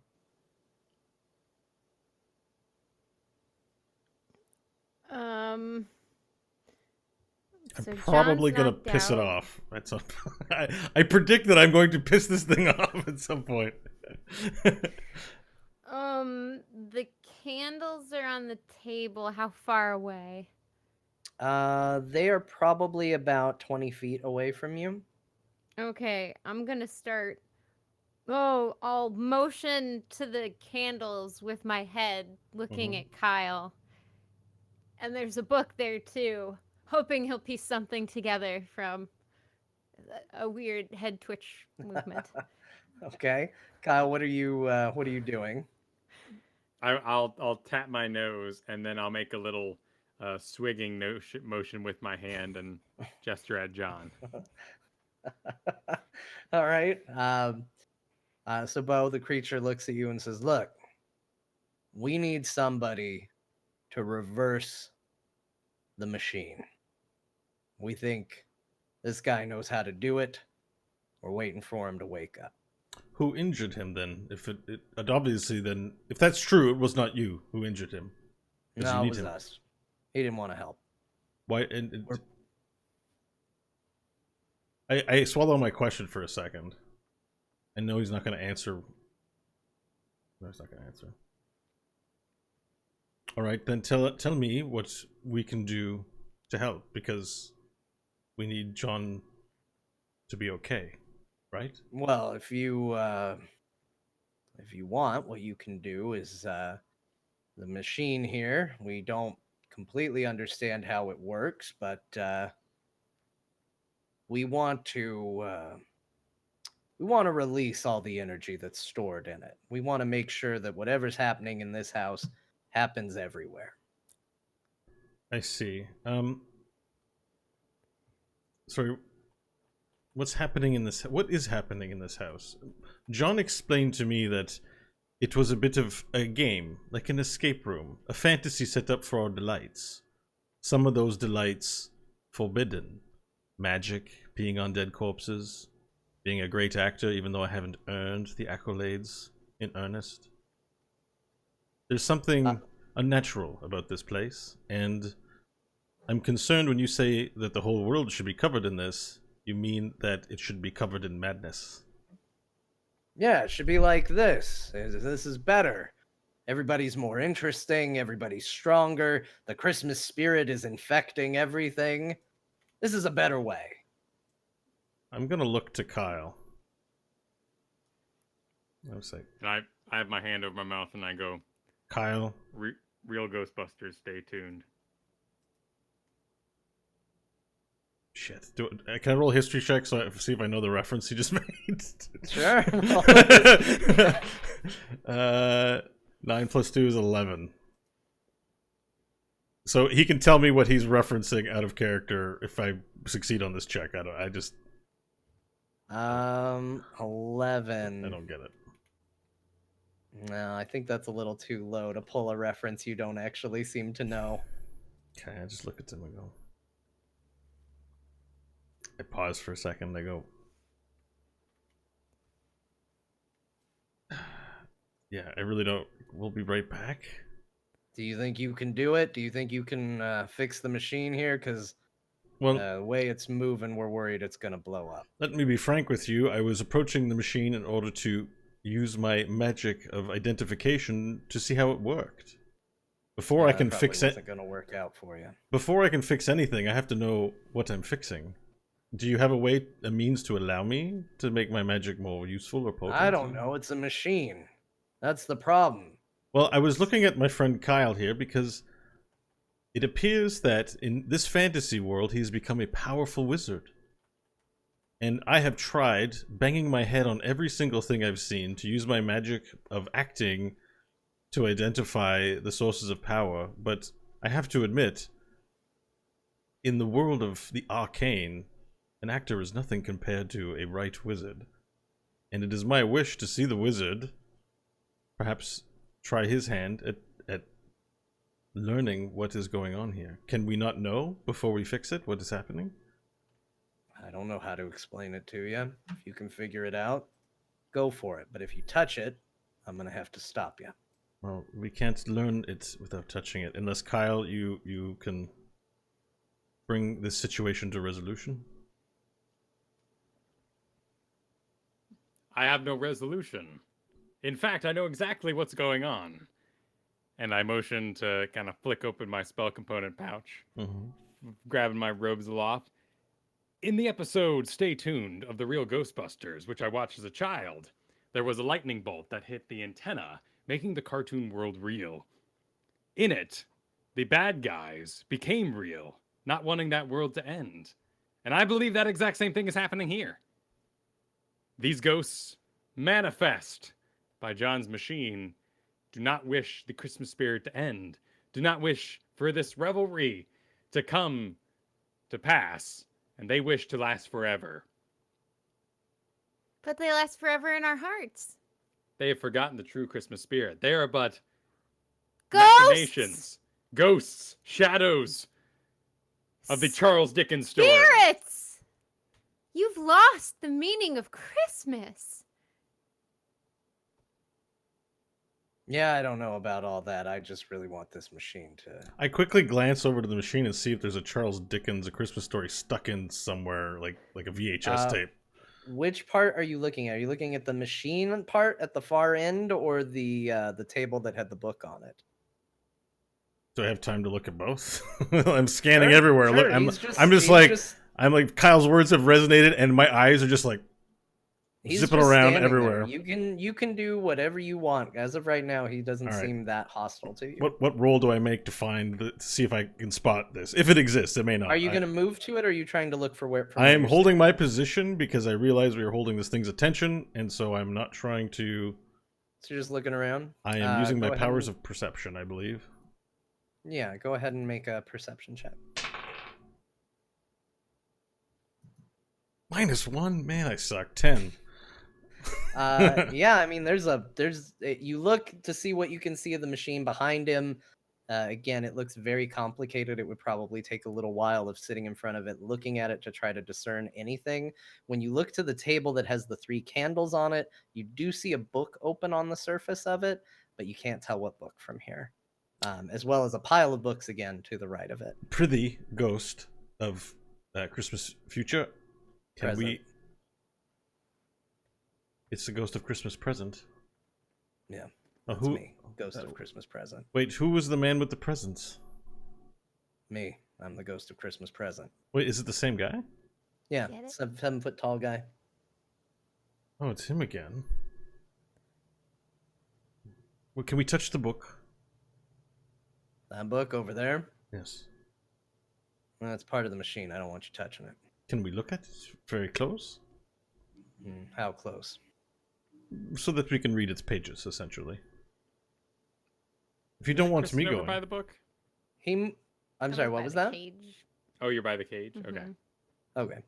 Okay. He moves a little closer to kind of stand somewhat between you and the book. Don't come past me. And he's standing at a spot where you would still be outside of arm's reach if you approached closer. Smash the But book. you would be able to get a little closer to the book. That's what I was motioning to you. All right, so I'm looking at Kyle and Kristen. Is he looking at Kyle and Kristen? Or is he Right looking at now, me? with where he's standing, his vision cone would essentially be covering the entrance where you came in, the cage. His back is to the pedestal with the book and the candles, and the machinery is kind of outside of his peripheral vision. Right. So does he see Kyle and Kristen in his cone? Yeah, he can see them. Shit. He's focused on you, but they're definitely in his line of sight. Okay, so I'm going to intentionally make an ass of myself in order to get him to pay more attention to me and hopefully off of my companions. Okay. Go All for right. it. And at the same time, I will give them bardic. I will give. It looks like I'm seeing Kristen move ahead, so I'm going to give Kristen a bardic inspiration die while I do it. And I'm Okay. going to go. Well, Ghost of Christmas Future, let me sing you a song. It's one I've been writing. I don't know if it's any good. Merry Christmas, you little ghost. He You're a found the spirit. lovely, spirit! super duper ghost. We I knew mean, it you're was there. undead and smelly. I'm gonna start. But I I'm gonna like hand the torch to Kyle, Green jelly. and I'm gonna start sneaking to the book. All right. What's From going Bo, I on? need a performance check. From Kristen, I need a stealth check. And I would like to sleight of hand the potion into John's mouth. Oh, Are you over at the? Are you over at the cage? Yes, I am there. Okay. He is leaning against the back wall. You can reach in, but it's gonna be a really hard thing because he's back. You would have to reach almost all the way in and then try to finagle it to get into his mouth. You can try it. I just want you to know that it's gonna be hard to do it in a sneaky fashion. I'd like to tell you my performance roll was 26. 26. He is That's amazing. enthralled by your performance, and I will give Kyle and Kristen advantage on both of their rolls. All right. and then inspiration adds a +2. Give us the dice roll. Inspiration. lets Inspiration, you roll. you roll a d6 Advantage. currently right now. No, you roll a d6 and add it to your roll if you use your inspiration die. Nice. Perfect. 20 not natural. 20 sneak. non-natural. All right, you're sneaking over to the book, right? Mm-hmm. Okay. You can't get too perfectly close to it because he's standing right next to it. You still have to do some level of stealth. So you're actually kind of alongside of it, parallel to it somewhat. You're ducked down by the pile of books that were laying next to it. Mm-hmm. And you glance down and look at them, seeing as you're there. And in the dark, you can't make out all the titles. but it seems to be a mix of Christmas stories and Dungeons and Dragons books piled up in the corner. Nice. And then were you attempting to peek at what the book was on the table? Yes. It's A Christmas Story. Okay. So I'm gonna start undoing my bag of holding. See if I can like put it over the top of the book stack. And then grab a Okay, I know Christmas Kristen is brown now. She's Ash from Evil Dead. But Okay, so while you're doing that, Kyle, what was your roll on the sleight of hand? 19. Okay. No one sees this, surely. You reach in and John's head is drooped to the side, and you start really trying to get the bottle in there, and you're finagling his mouth, going, and finally you think you've got it latched on his teeth right, and you push it back, and his head kind of goes back, and the potion disappears into his mouth. His head drops just a little bit. You see a little of the potion kind of seeping out of his mouth, but not all of it. So you know clearly some of it got in there. Go ahead and roll 2d4 and add 2 for the healing.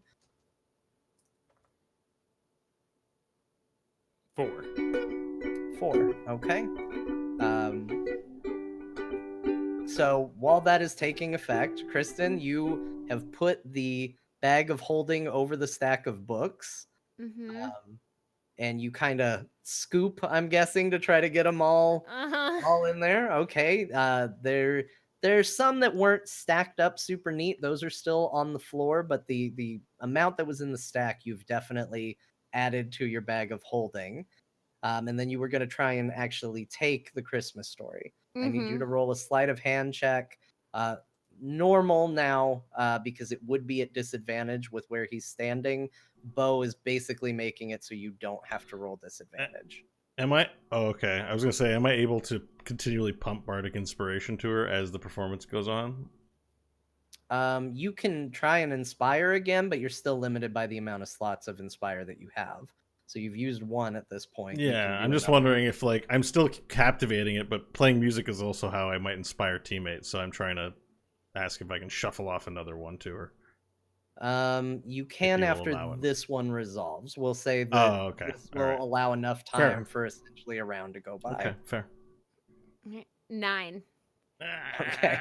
You reach up Knock and over the grab the candle. book and you hit him with it as you're pulling it back. Oh shit! And he turns around. Oh, come on, guys. Not cool. And I shove it in my bag. You're not cool. You shove it in your bag, and he is going to attack you. He produces from behind him a morning star, and he is going to take a swing at you. We are now officially in combat. He had the first go, and he is going to swing at you. Oh, Jesus. With a natural 20. Oh! Come on, you pussy! I'm guessing that hits. Yeah! All right, so let's see what we got here. Let the blood of battle thunder through your ears. You take 12 bludgeoning damage Right. from his critical hit on you. I spit my tooth in his face. You, buddy. And then I stand up and ready my axes. All right, Kristen, you are up next. Okay, so I have my axes out and I'm ready, and I'm gonna go for my main hand attack. Just Okay. right into his face with a 6. That does not hit. You go to swing it at him, and he kind of just ducks his head to the side and doesn't find purchase on him. All right, and then for my bonus action, I'm gonna swing upward with my offhand. Okay. That one's not gonna hit. What was it? 13. That hits. Go ahead and roll damage. Ooh, nice. You get a bonus attack? That's awesome. Yeah, it's a thing. If you're dual wielding light weapons, you can use a bonus action to hit with the offhand. Nice. 5 damage. 5 damage. All right. Is that it for your turn? That's it. Okay. Next up is Bo. So as he's turning around and punched Kristen, I guess, really hard in the face, and I go, "Hey, ugly! I've taken shits that look prettier than you," and I vicious mockery him with All right, psychic what's damage. the- Wisdom 14. Wisdom 14. No, he fails. Go ahead and roll damage. 1d4. It's 1d4. Oh, I don't get a bonus. I do a whopping 2 points of insult damage. Great. And bonus action, I will pick up my loot and go and provide inspiration to Kristen, our fighter person. All right, and he has disadvantage from that, correct? No. He does have disadvantage from vicious mockery. Okay. Yeah, disadvantage on the next attack roll. It makes before just the next attack roll. So if he has multiple attacks, it's only the next one. And then I run to the. Oh, okay. Go ahead. Keep going. Oh, am I within melee range for him? You are not. You are just outside of it. Can I run to the machine behind him without provoking an opportunity attack? The big machine, not where the book was, but the actual big machine itself. Yes, there are parts of the machine. The machine takes up almost the entire wall. It's kind of divided into 3 segments. Okay. The middle and the left segment are outside of his melee range. The right segment would put you in his melee 3 range. segments. A machine for each ghost. I mean, it's all together. It's all one, but I'm just to kind of help you visualize it without having. No, I've come to my own stupid conclusions. Okay, I'm going to run for the one I think looks like it belongs to the ghost of Christmas past. Of Christmas past? I mean, it probably doesn't look like anything. I'm just taking a random guess, but okay. Off I go. No provoking the center, opportunity the left, attacks. or the right? The right is in his melee range. The left, then. Safe. Okay. Be safe. You run to the leftmost part of the machine. Right. Let Kyle bring forth his magic. One thing I forgot to do, Kristen, I need you to roll for your blink dog.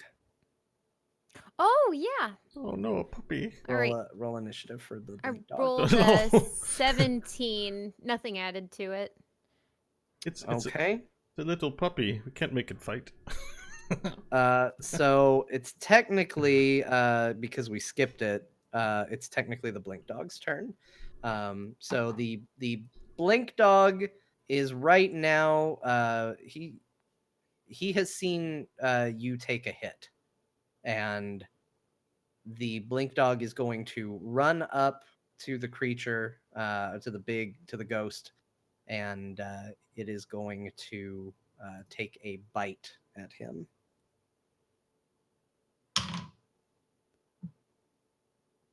All right, and that is going to hit.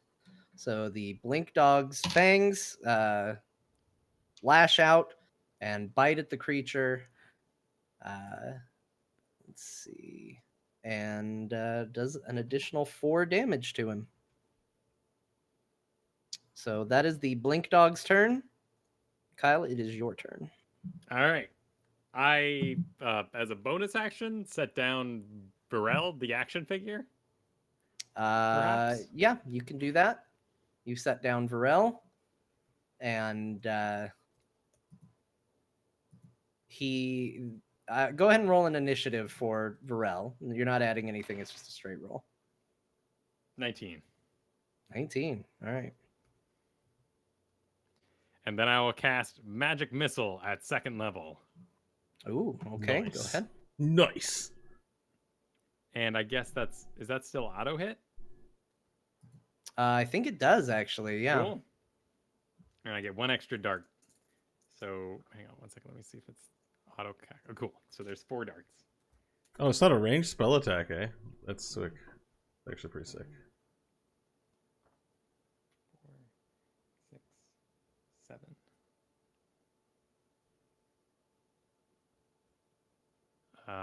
Seven, so 11 points of damage from force. Of force damage. All right. At this point in the fight, you hear, oh, what happened from the cage? As John kind of seems to start to be coming to. He's a little disoriented. He stands up and is kind of taking a look around, but that's all he's going to do for his turn. And he sees me next to him with my hand up like a full stop, my head down in this pose with my foot back like I just bowled. Yeah, and a little tiny Varel doll in front of you. Speaking of the little tiny Varel doll, its head snaps up and it goes stomping forward on its own and looks at the creature and lets out a mighty roar.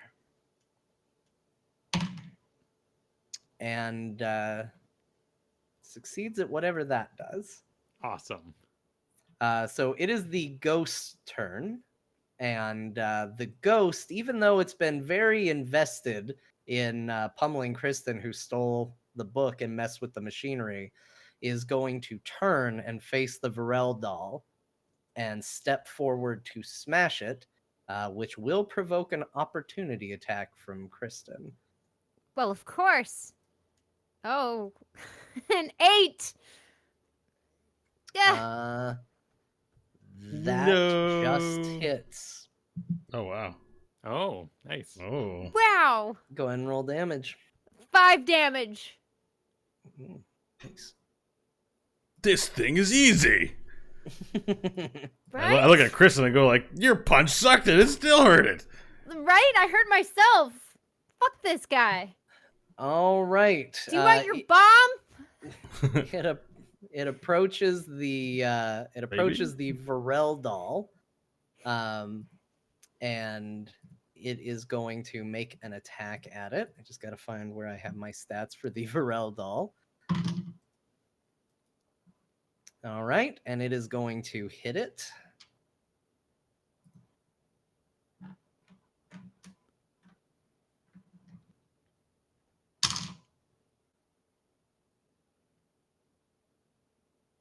All right, and it brings the giant mace that it's carrying down super hard on the doll, and you see chunks of the doll fly off. It takes a tremendous amount of damage, but it is still standing. Yeah. Was that rolled with disadvantage? Oh, it was not. Thank you, Bo. Thank you for reminding me. It misses. All Yes, together. Christmas spirit. Yeah. It is still shaken from Bo's. Why don't you go Horrific suck on insult. Santa's cuties, undead guy? Yeah. It misses the Varel doll altogether, which brings us to the Blink Dog. And the Blink Dog is going to chase after it as well. It's actually still in its melee range for the Blink Dog, because the Blink Dog was behind it as well. The Blink Dog is going to go ahead and take a bite as well, and is going to hit and do 2 damage to it. Aw. You get him with those puppy teeth. Puppety. Tear into him. Kristen, it is your turn. All right, I'm going to scream as I run after him. And so I know I have to do the action bonus action. But mentally, if we can combine this so that I'm coming at him and I bring both axes into his back at the same time and try to like hit him high so I can pull myself up onto his back. Go for it. Roll both attacks. Okay, so one is a 24 and the other is a 13. Both of those are going to hit. Go ahead and roll damage on them. Nice. We got 9 damage and then 4 damage. Nice. It's a good hit. All right. You run at it, you leap, you sink both of your blades into it, and it lets out a roar in pain and shakes a little bit, and you fall off the back, and your blades are just dripping with blood from this creature. Merry Christmas! Bo, it is your turn. Okay. I channel the energies of performance as I concentrate again and throw my mental voice into its ear and say, "You think you are important, with a title such as Ghost of Christmas Present, but you are nothing, and your existence is a mockery, and you know yourself to be a sham and a fraud, and we will reveal you. Shithead!" And then I do vicious mockery. He's got to save wisdom.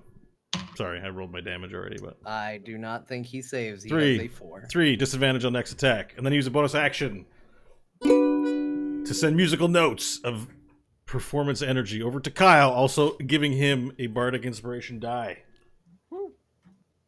Great. How many more inspiration slots do you have? One more. I have a +4 modifier with my 19 Okay. charisma. Nice. Good to know. All right. Kyle, it is your turn. All right. Channeling my inner Xander Cage. I say, I live for this as I channel Skyrim style an ice knife, a bolt between my hands, and casting it just like Skyrim, my favorite Skyrim spell. Shoot forth the ice bolt at 2nd level. All right, you're casting Ice Knife. Ice knife. Okay. Nice knife. Go ahead and roll to see if it hits. 16. 16 definitely hits, so go ahead and roll your damage on that. Ice Cool. Knife was my favorite Vikings character. 2 points of damage, and then you need to make a dex save. Okay, and that is not going to pass no matter what. I don't even need to compare it. Awesome. So Then you take an additional 3d6. now I believe every creature within 5 feet also has to make that save, correct? Correct, but I'm an evocation wizard, and I can safely guard 2 friends. On Within the every area. spellcast, or is that a special feat? Let's see here. Hang on. I think traits and features.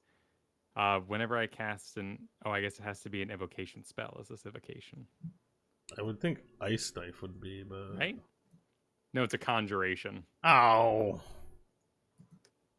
All right, so I need a dexterity save for, let's see who's in melee range. Kristen. Yep. We need a dexterity save for the Varel doll, and we need a dexterity save for the Blink dog. Oh no. No, no. Illidan! What's the save on the dex, Kyle? 14. Ooh, You get advantage I do, because you're a barbarian. but Are I'm you- not in my rage. Oh no, it's a base feat. Oh, well, not blinded, Feature. deafened. Thank you. Okay, so the Varel doll fails. The Blink dog successfully darts out of the way of the ice shards coming at it, and it just lets out a little whimper and looks at you a little frightened. But the Varel doll does not succeed, so go ahead and roll your 3d6. Oh, I should have used snowball. All right, 13 points of damage. 13 points of damage. Okay. And Kristen, did you save on that? What was your number? No, that was dreadful. Okay, you take 13 7. points of damage. That's awful. Why Ugh, is that? I'm blown off of the conjuration? ghost's back. Oh, Took 13 points of Technicality. damage from the Ugh. AoE after the Ice Knife Yeah. hits? Wow. yeah, because it's a conjuration, and snowball and magic missile and everything else a projectile is an evocation, but for some reason, ice knife is a conjuration. So technicality. All right. It is John's turn, and he is. Guys, is that you? What's going on? How did I even get here? We're fighting this ghost. No time to talk. Help us. Okay, John approaches the bars, but he can't even get his hand out far enough to do anything. Oh, he's Pick in the the... lock, you rogue. He didn't, I don't have any thieves' tools. I don't know what to do. That's John's turn. He can't do anything at the moment.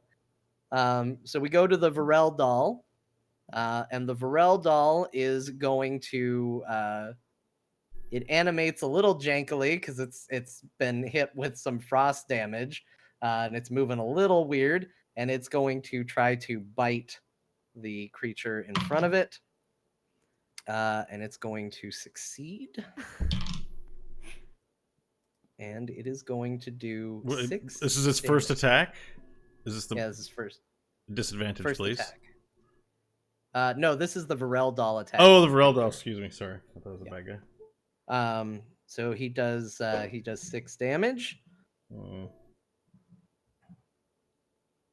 and we are now back up to the ghost. Ghost is going to attack the Varel doll. Seems to be compelled to do so. And it has disadvantage, as Bo pointed out, but those are 2 really good rolls, and they are going to hit. No, the Varel doll is going to die. Yeah, he raises the mace and just brings it down, and the Varel doll explodes into shards all over the floor. There are little pieces of poor lizard folk scattered across the floor, and the Varel doll is sadly no more.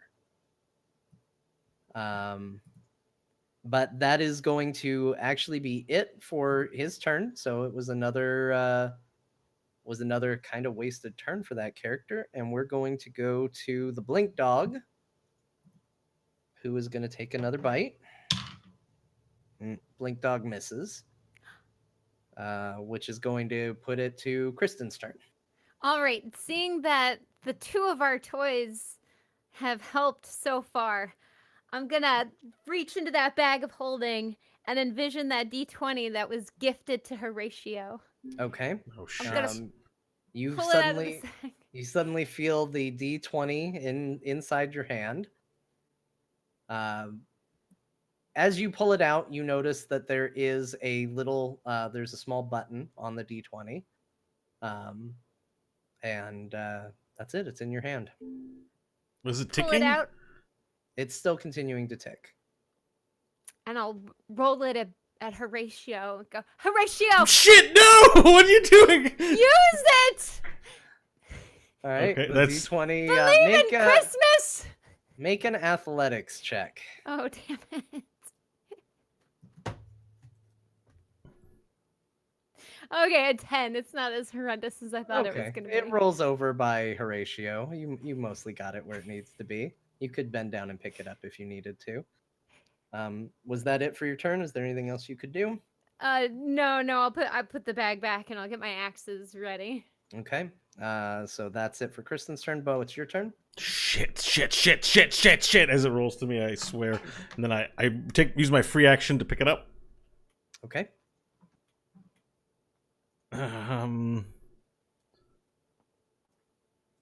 So how tall is this thing? It's 7 feet, right? Oh, the monster. Yeah. Oh, it's you're about muted, 7 feet sir. Or maybe I accidentally. See, am I Oh, back? Yeah. Okay. Never mind. It was Okay. me. My wire's Yeah. a little sensitive. Okay.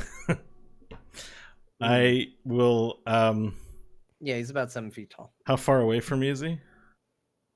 Let's see. You were over here. He's about. You're over by the terminal. He's about 15 feet away from you. 15. Yeah. I start charging at him.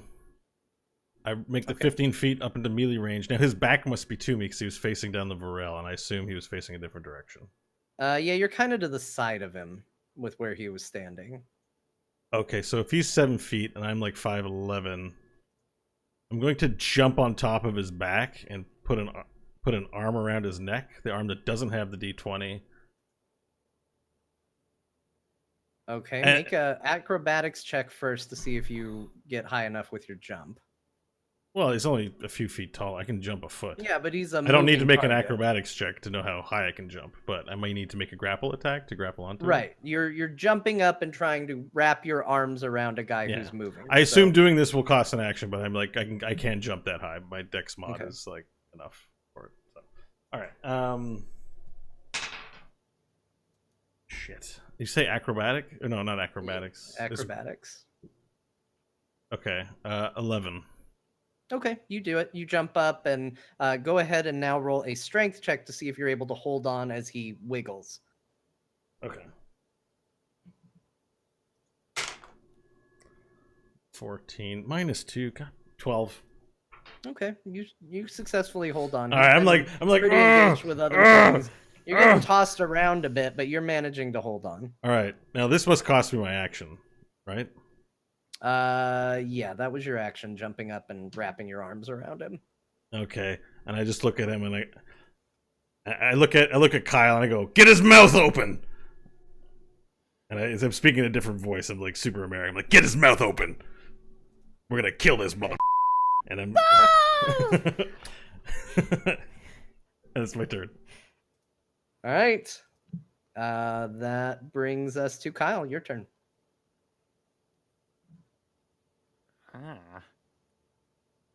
It's a great idea. I have no way to do that. So I'm gonna magic missile. Yeah, I guess you don't want to ice knife his mouth open because then I'll also get ice knifed probably. Yeah, the ice knives are over. That was my last level 2 spell. Fie. So Notice I will. how he said he wasn't going to cast them again. Just that they weren't anymore. I would use the snowball instead. Uh-huh. That was foul. That was awful. All right, magic missile with the auto hits, but there's only 3 of them because I'm casting at level 1. 5, 7, and so 11 points of damage. 11 points. force. Nice. All right. They And- magic missiles fire off, and they are missing where Bo's holding on to because they are just pinpoint laser precision slamming into him. He's got blood pouring out of him. He's looking pretty beat up at this point, and he's struggling a bit. I will maneuver Carthonassi with my bonus action into the cage with John. Okay. Karth goes running up to John. Speaking of, it's his turn. And John goes, hey, cat. And John begins petting the cat. Excellent. That's his turn. We are up to Vareldal is dead. That means it is the ghost's turn. He is going to spin back around, kind of whatever hold the doll seemed to have over him. He has now turned his focus back to Kristen. Oh. And he is going to strike at you. And you see me over his shoulder. Oh! Yeah, while he's got Bo hanging on his back. Bo hasn't really hurt him yet, so he's going to keep ignoring him. That's going to be 14 to hit. That's hits. Okay. And you are still not raging, correct? Correct. That's 15 points of damage as he brings the maul down onto you. Oh, down I go. I'm All down. right, I'm you out. see Kristen! Kristen, I and he yell. smashes I his- wanted to go this way. he smashes Kristen and she sprawls out onto the floor, and slides a little ways away from him. And that brings us to Kristen's turn. Roll your first death save. It's a 15, so that's a success. That is a success. You have your first Right. success. Bo, it is your turn. You are hanging from the creature. You just saw Kristen get smacked across the room. And you have a little ticking D20 with a button on it. I take the D20 and in one fell motion, click the button and shove it in his mouth. With a free action, I pull out my boomerang and I give him an Irish smile, or I just pull it into his face. If I tear face, that's fine, but it's going down. Okay. So the moment you hit the button, you hit the button as it's moving towards his mouth, you hear a pleasant little chime, just a nice little musical ditty. And you can go ahead and give yourself. You now have advantage on any ability check, attack roll, or saving throw. Okay. It feels really good, and then you shove the thing into its mouth and then hold it closed. I'm trying to cut his face and force the thing down his gullet in all one motion. Oh, so you're smacking him in the face. No. How are you I, holding I'm on to this? behind. I'm behind him, Oh, I see. So you're and pulling I it. put towards- the D20 that's singing a pleasant song into his mouth, and then with Okay. my free action, I use my other hand to get my boomerang, Okay. and then I clasp the boomerang with both hands and pull it into his mouth from behind, like I'm giving him one of those cuts, you know, those smiles. Right. Right. But also in the same motion, forcing the thing into its throat so it swallows and hopefully explodes. Except it doesn't look like what it's going to happen. So I'm trying to chop his face. So it's an attack with a melee attack with the boomerang. You. So go ahead and roll a strength check. We'll do a contest to see if his ability to resist your pulling is Shit. better than your ability to pull. Oh, that's not so bad. 15. He got a 19. He Ooh. So you what don't does do that any mean? damage, but you do hear a whoop. Does he's got it in his throat? Yeah, it has Okay. been swallowed. Okay. But I didn't cut his face in half yet. You didn't do any damage to him, but you got him to swallow. All right, the but thing. I've got him there. It's in Swallow. his mouth, right? Like he's Yeah. all right. Cool. I'm Anything else on your turn, or is that it? I'm gonna peer over and look at John and go, "Get out of there! Get out of there! And shut that machine off!" I can't. I'm locked in a cage. I don't have anything. They took It's- all my stuff. It's Kyle's turn. Yeah, Kyle, you're up. Cool. I'm going to use my move to run over to Kristen. I'm going to bonus action the second healing potion for a use item and pop and just drop it in her mouth. Okay. And then I want to, unless that's my action. Is that an action? So the healing potions, who had them? Kristen, I think you had them, right? Yeah, Were they in the bag of holding or were they on your person? they were in the bag of holding. Oh, okay. So I was just past one. I don't have them all. Yeah. Oh, I gotcha. So you would have to run over and reach into the bag of holding, produce it, and then put it down her throat, which you can do, but that would be your complete action. Okay. I'll still do it. I'll do the whole action thing. All right. Okay, go ahead and roll 2d4 plus 2. I'm so gonna die here. So 8 total. All right, Kristen, you get 8 hit points back, and you come to. You're still laying on your back, but you are now aware you are back in the room with 8 hit points. Does he believe in the Christmas spirit? He does, yet? Kristen. He does. Anything else for your turn, Kyle? You That'll still be it. probably have a bonus action. Okay. I feel like you guys have Uh, become my parents now. It's Are we John's raising turn. him right? He's so angry. We just want him to have a happy life. It's John's turn, and he goes. He looks at the cat, and he goes, "Can you get my stuff off the bookshelf over there? Can you get my stuff?" And he's yelling at the cat, sorta. Not yelling, but he's talking emphatically. And that's going to be John's turn, which brings us back to the ghost. The ghost is going to try to shake Bo off. Grapple contest? Yeah, I need a grapple contest. You can do athletics or acrobatics, whichever. you Definitely prefer. acrobatics. I don't want that -1 anywhere near me. 8.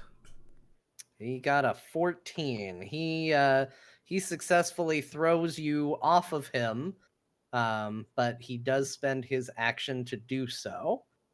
So you are still within melee range. You land not too far from him, but you are no longer grappling him.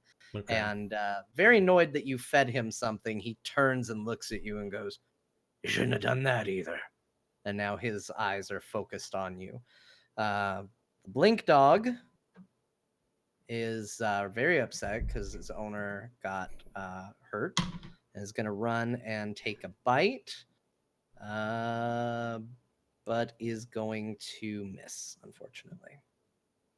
So the creature just moves out of the way of the dog. That brings us to Kristen. You're up. You are currently prone. Awesome. So I'll stand up and I'll scream out loud, "Fuck you, you piece of shit!" And using that into my rage. Right? You enter a really hardcore rage. And I'll run at it to do an unarmed strike with a headbutt to its lower back to hopefully kind of knock it off balance a bit. Okay, an unarmed strike. Go ahead and make an unarmed strike against the creature. Okay, so I need to make sure I do this right. So it's the +5, so it's a 10. Okay, that's gonna hit. Yeah, it's got low AC. Okay, with weapons, so that And doesn't count. And I it's think gonna, unarmed it just does the static damage. so So it's gonna do 6 damage. 6. Mm-hmm. Oh, wait. Where on your Oh, sheet sorry, it shows 4. Okay. Yeah. All right, so you do 4 damage to it. Okay. He reels back for sure. He definitely felt that. He felt your rage. Oh wait, was the 6 because of the rage? Does the rage give anything bonus to it? No, I was looking at the saving throws box. Oh, okay. That so was yeah. my bad. So he reels back. He's definitely hurt. We go over to Bo. Your turn. Okay. So he just said to me, "You're gonna pay for that." I think is He what he said said. you shouldn't have done that. All right. So I'm gonna put my arms in my armpits and start walking around like a chicken. Go. Here's my impression of the ghost of Christmas present. You shouldn't have said that. You shouldn't have said that. Bang, bang, bang. Look at me, Kristen and Kyle. I'm the ghost of Christmas past. You shouldn't have said that. And I'm gonna damage him psychically with my mockery. All right, go for it. 3 points of what's the damage. save? Oh, it was 14. Sorry. He got an 18. Whatever, still worth it. I'm gonna give my last bardic inspiration die to Kyle He for. just goes, "You look like a Wait, fool." does Kyle need that? It's probably all the stuff Kyle hits. still has inspiration, I believe. No, I used it on the ice knife. Oh, okay. Tragedy. Yeah. Oh, that was a ranged spell attack. I'm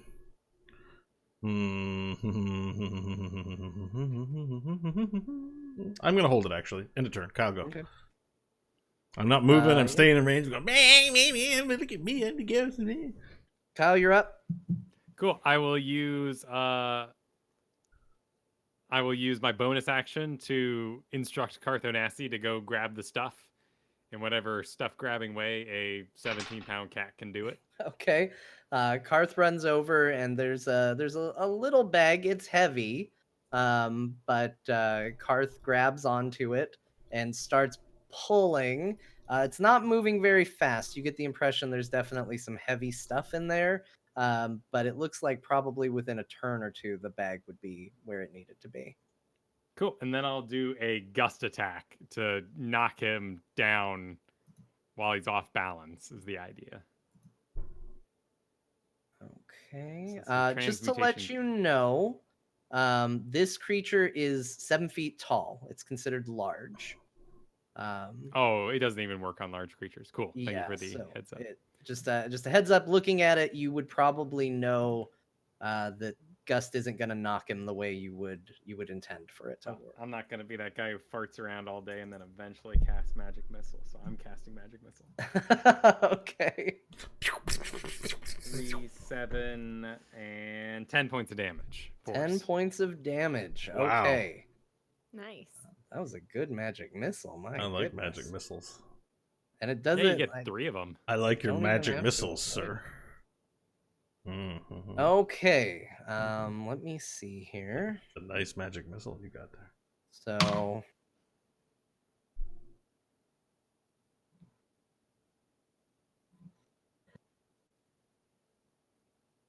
your magic missiles fire out, and it's firing 3 missiles, correct? Correct. So the first 2 hit, and they shoot through him, and you can see the creature's eyes begin to lull, and it begins to fall. And you see all of a sudden the skin ripple, and you can tell it's starting to harden. You're still holding on to that last missile, though. Describe how you kill him. So shot it from the palm of my hand, one little spirit bolt, and then the final one just straight through the face between the eyebrows. All right, so just as he's finding the resolve to keep going despite all the damage he's taken, he just goes, "I'm gonna," and the blast just blows through the back of his head, and you see the body just go limp and crumble into dust, and the candle on the stand goes out. We did it! Yeah! Kristen's gonna take out her axes and jump on the body and just start hacking away. A body's like, gone. "No, It turned to dust. Well, she can pound the ground. She can pound the ground. She can pound the ground if she wants. You can pound the dust into the ground. I'm gonna walk up to her over top, and I'm gonna cast minor illusion on myself. Oh no, wait, I'm not gonna do that yet. I'm gonna say, "Ghost of Christmas present," more like "Ghost of Christmas dead." And then I cast minor illusion on myself, and a pair of aviators are going to appear. And then you're gonna hear. I'm also gonna cast a second illusion here. Wow! From the CSI soundtrack. From the cage, you just hear John clapping. "Oh, guys, you did awesome! Good job! You killed that thing." Point of order: we need to turn that machine off because it's about to explode. I Right run then. over and help Carthonassi with the bag and get it to John. Okay, yeah. John grabs the bag. He pulls it out. He's gonna start fiddling with a set of lock picks that he has. While he's doing that, does anybody want to do anything? You can mess with the machine while John tries to free himself. Nope. I will patiently let the professionals do what he needs to do to stop this. All right.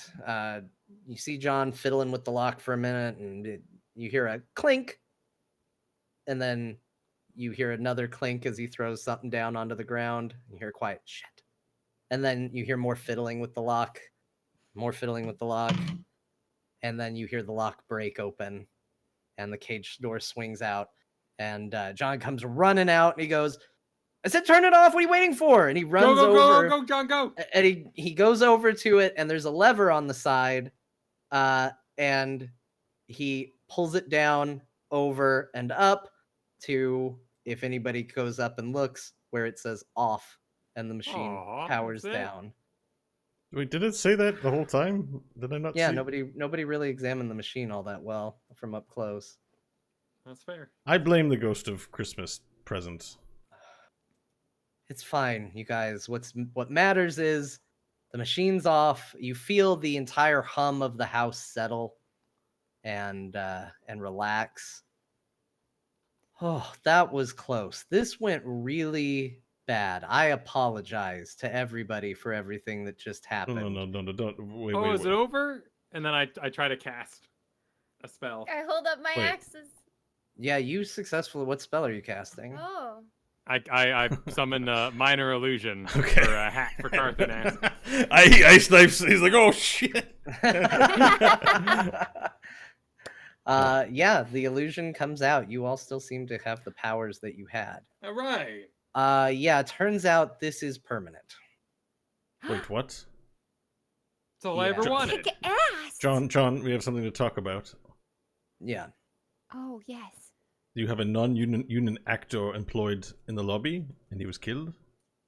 Was that an imagine? Was? Is that a person, or is that part of this machine's magic? Oh no, that's Davy. Yeah. So What killed him? the The Nutcrackers. Nutcrackers? Oh. Okay. So here's what happened. The portal that you guys walked through was supposed to just work on anything that passed through the portal, and then inside it was going to be fun games that I was going to set up and kind of play with you guys. Mhm. But somehow the energy got into the house itself, and it has infected everything inside the house, and everything started manifesting and actually becoming real, and this weird mishmash of D&D and Christmas, and I don't know how it happened, but that shouldn't have happened. Right. Well, Um, it happened, but I just want to know: was Davy a figment of this machine's work, or did you hire Davy? Oh no, he was a guy I found on the street that had a Santa costume. But you won the lottery. Why couldn't you get a union actor? Look, I'm not gonna lie. I spent a lot of money on this house and place, and There's a kind of reason there's a tapped. union in place. As a person who appreciates voice actors and stuff, I expected you to behave better when you won the Bo, lottery. but I'm broke. Okay, it's not easy for me to say I'm Well- broke. I won one of the biggest lotteries of all time, and in 6 months, I lost it all. You spent all your money, and we can't even make a rock hard screenplay now. I mean, I flew out here for nothing. Well, I hope you had a good time. Well, I sir. had a great time. Out here for nothing? And I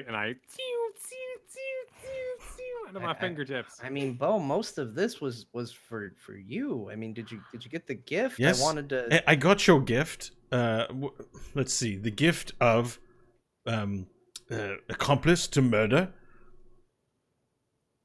Yeah, I guess that's true. That's Yes. So What are we gonna what do are we with the going to do? body? Are you going to? Is this going to be easy? Are we going to accept responsibility for killing I'm gonna someone? get rid of that body. Call the Look, family? I'm Does he gonna- have I workplace will- insurance? What do we? It's fine. I will take care of it. Is Scott okay? Where's Scott? Bathroom. Bad eggnog. Oh shit. Okay. Let's go up. Let's get Scott. Let's get you guys in the car. I will call the police. I don't know how I'm going to explain this. I will take full responsibility. You guys go have a Merry Christmas, okay? Okay. All right. So John is going to lead you all upstairs. Be careful. As he walks, he's going to tell you this. Be careful. Apparently, everything that's happened to this house is permanent. It means if there are any traps or surprises still in this house, they are still very much active, even though we have turned off the machine. Do you have any idea what they wanted? They To wanted live to. forever. In a way, Kyle's right. That's what they wanted. To live forever? To spread their madness throughout this whole world. That's what they were looking for. Okay, well, let's just get out of here. And as we get to the top of the stairs, as we all get to the top of the stairs, you see Scott walking around looking. Whoo, guys, do not drink that eggnog. It is bad. It is rancid. He looks at Kristen specifically, who is a bloody mess at this point. What'd I miss? Oh, I was talking to Kristen. Oh, what? Oh, it was great, Scott. It was awesome. I got my ass beat. I died. I came back to life. Christmas is alive in this house. Okay. Yeah, Scott, we need to get going. We need to leave. Turns out a little murder occurred, and we're gonna have to deal with that. I need you guys out of here. I don't want you to be a part of this. I don't want you to be implicated. John, wait a let's go. second. As your friend, let me just say maybe we don't throw the word M word around so loosely. If he's someone you've hired, it's a workplace accident. A machine killed him. It's not murder. It was not intentional. Yes? But how do you explain to somebody a magical nutcracker? Wait, I don't know that. We John can't doesn't just know that. burn the body. How do you explain that the house murdered him? You've not got the some house. magical. You get a magic fire. It's a nutcracker with knives in it. No one knows. It killed him. Okay. Let's just get out of this place. This place, I don't know what's gonna happen in here. Okay. Mm-hmm. Let's go. Let's All go. right, so everybody moves out from the house. The body is still in the front room. Everybody moves to the front. The archway leading in is no longer humming with energy. Front door is now unlocked. And you all move outside, and John says, "Guys, I'm really sorry. I wanted you to have a good Christmas." This is kick ass. I got a puppy. I got named magic powers. Illidan. And almost as if on cue, the little dog goes onto your shoulder, and he's just draped over your shoulder, shaking back and forth, trying to hold on. Oh my god. Thanks, but I didn't exactly see it going this way. I guess use your powers responsibly. And Kyle and Bo, you guys go to the car. I'll catch up. Want me to go to Very the well. car? yeah, the car is Cartho still out Nancy. there waiting. Are we outside of the house? Yeah, you're just outside the archway. All right. Are you having a private conversation with John? Yeah. Oh yeah. I guess Is you could do headphones that. off? Okay, headphones off. John, Hey. look, I've got this bag of holding. We can just shove the guy in there. No one has to know. I don't know if he's gonna fit in that. I think they Well, would be look pretty at how- upset if we stuck a body in there. No one has to know. Look, I feel like I don't know if this guy has a family. I barely know who he is. I'll accept responsibility for this. Look, I am apparently a master thief and rogue. If anything goes wrong, I can get away. Oh, that's a good point. So let me go ahead and take this one on me. And you guys go have a Merry Christmas, and maybe I'll catch up with you later. I know where you guys are staying. Maybe we can have something a little more subdued and a little less crazy. Oh, okay, but if you get second thoughts, you just let me know. We'll Okay. we don't. I could just chop him up with That's my a- extra that's a- strength and my cool weapons. I get what you're saying. That's a little gruesome for Christmas. Okay. You guys go. You guys go. Have a good Okay. time. All right. All right. Well, bye, John. Thank you. Thank Well, you for the best Christmas ever. All right. While you so- were ensconced in that conversation, I casted detect thoughts on you while you were not looking at me. Okay, so what is the save for that? It's wisdom 14. Wisdom 14. No, I do not save. So I don't hear what you said, but I know what you're thinking about, which is not necessarily the lies you were telling Kristen. So kind of at the surface level. So wait, initially I learned the surface level. As an action, I can shift my attention right. to So probe I'll start deeper with into your surface mind. level. You tell me if you decide to probe deeper. So the save is for going deeper. I get the surface level no matter what. Surface level is John is thinking, holy shit, a guy died, but I'm also an amazing rogue now. This is really great. I should probably not seem so excited about this because a guy died. But who cares? So I'll explain how the spell works for the deeper part, 'cause it's long. Sure. If you probe deeper, the target must make a wisdom saving throw. You failed. If you fail, you gain insight into its reasoning, its emotional state, and something that looms large in its mind, such as something it worries over, loves, or hates. If it succeeds, that's either way, the target then knows that you're probing its mind, unless you shift your attention to another creature's thoughts. Yeah, you can make an intelligence check, contested my intelligence to end the spell, but you have to reveal your deep inner machinations. Okay, so for the emotional state, you get the sense that John is definitely panicked, but there is a hint of excitement at the same level. Mm-hmm. The thing that's looming large in his mind is mostly shit, somebody died. Mm-hmm. And he's worried about that. What was the other thing? I think you said there were a couple things. I gain insight into its reasoning. So what is your reasoning for how you're behaving right now? John's feeling guilt because somebody died and he knows that's a very serious thing. Mm-hmm. But also this thing worked and he's very excited that he has successfely done this thing. So it was worth blowing all of your lottery money on being a D&D character in real life. Yes. If I understand and correctly. I will say, because it does say something that's looming large in the back of his mind, is we should probably destroy this house because that machine needs to go away. Okay. But that's the thoughts. And then you said he would become aware that his Yeah, thoughts either were way, the target knows that you're probing into its mind, unless you shift your attention to another creature's thoughts. The creature can use its So- action on its turn to make an intelligence check contested by your intelligence check to end the spell. So now that you've revealed all that, we can intelligence combat. Okay, let's do it. Oh no, I got a 1. I got 7. All right, well, either way. I'm that's still a reading 1. your mind. Anyways, we can continue. It lasts for a minute. I look. And so so you guys I finish your just- conversation. I've I been just reading go, your mind. Stop it, Bo. I need you to know your true intent, John. It's fine, but stop. I feel true remorse for you. You've done this to me. You invited me here to give me gifts, and you gave Kristen great strength.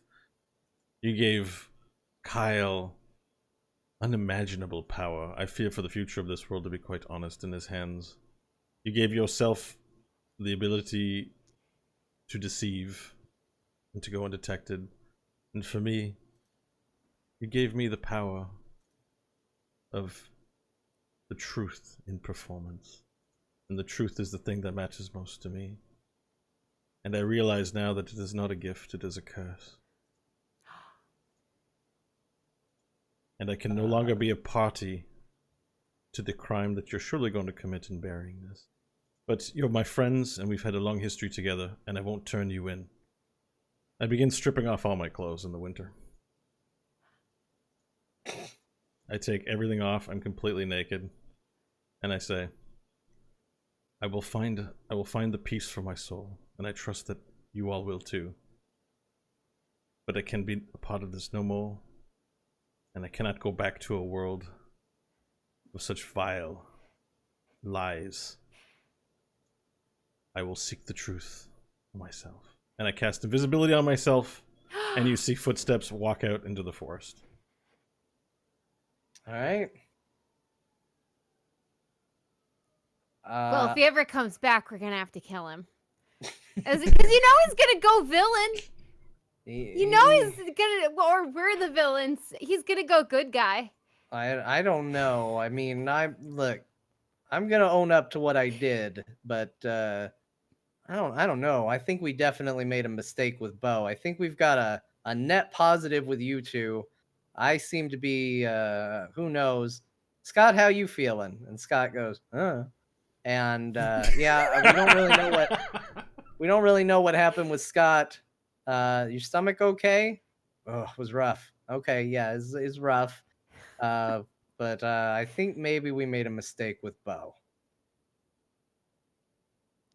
Well, maybe there's another machine we can make or something. Invite him back in and change his class. His alignment. He mentioned something about he was too good or something. Well, I don't have the money or the resources to look into a new machine just yet, but for now, go try to have a happy holiday. I have to go figure out where there is a cell phone that hasn't been turned into something else and call the police. So, well, Merry Christmas, John. Merry Christmas, John. Merry Christmas, everybody. And you all go to the car. The door shuts. The three of you, Scott, Kyle, and Kristen, pull away. John is left standing on the street looking a little forlorn, not entirely sure what to do, as this house was somewhat out in the middle of nowhere, and he has no easy way to call the cops. The footprints in the snow disappear as soon as the snow ends at the edge of the property. And then from there's maybe a trace of Bo's footsteps in the sand. But as they all go their separate way, we'll do it cinematically. The camera pans down below the earth, back down into the basement, and the two remaining candles that never lit are light. And the ghost of Christmas past and the ghost of Christmas future stand there. And the camera then pans back up to the body of the dead Santa, and you hear shh, shh, shh. the sound of chains dragging across the floor, and a ghost wrapped in chains approaches the body and throws the chains out, and it hooks into the shoulder of the body, and then another hook into the body. And the ghost lifts the body up, and they merge. And the corpse of the Santa begins walking and walks down slowly down the stairs. And he approaches the machine, and the ghost of Christmas past just flits around excitedly and goes, "Jacob's here. Jacob made it." And the ghost of Christmas future just nods, and Santa's hand grips the machine, pulls it, and moves it to another position, another label that just says reverse, and a large wave shoots out. And as you're driving in the car, you feel an energy pass over you, and your car is suddenly a carriage being pulled by horses. And you think, oh shit. And that's where we end our adventure tonight. Yeah. Yeah!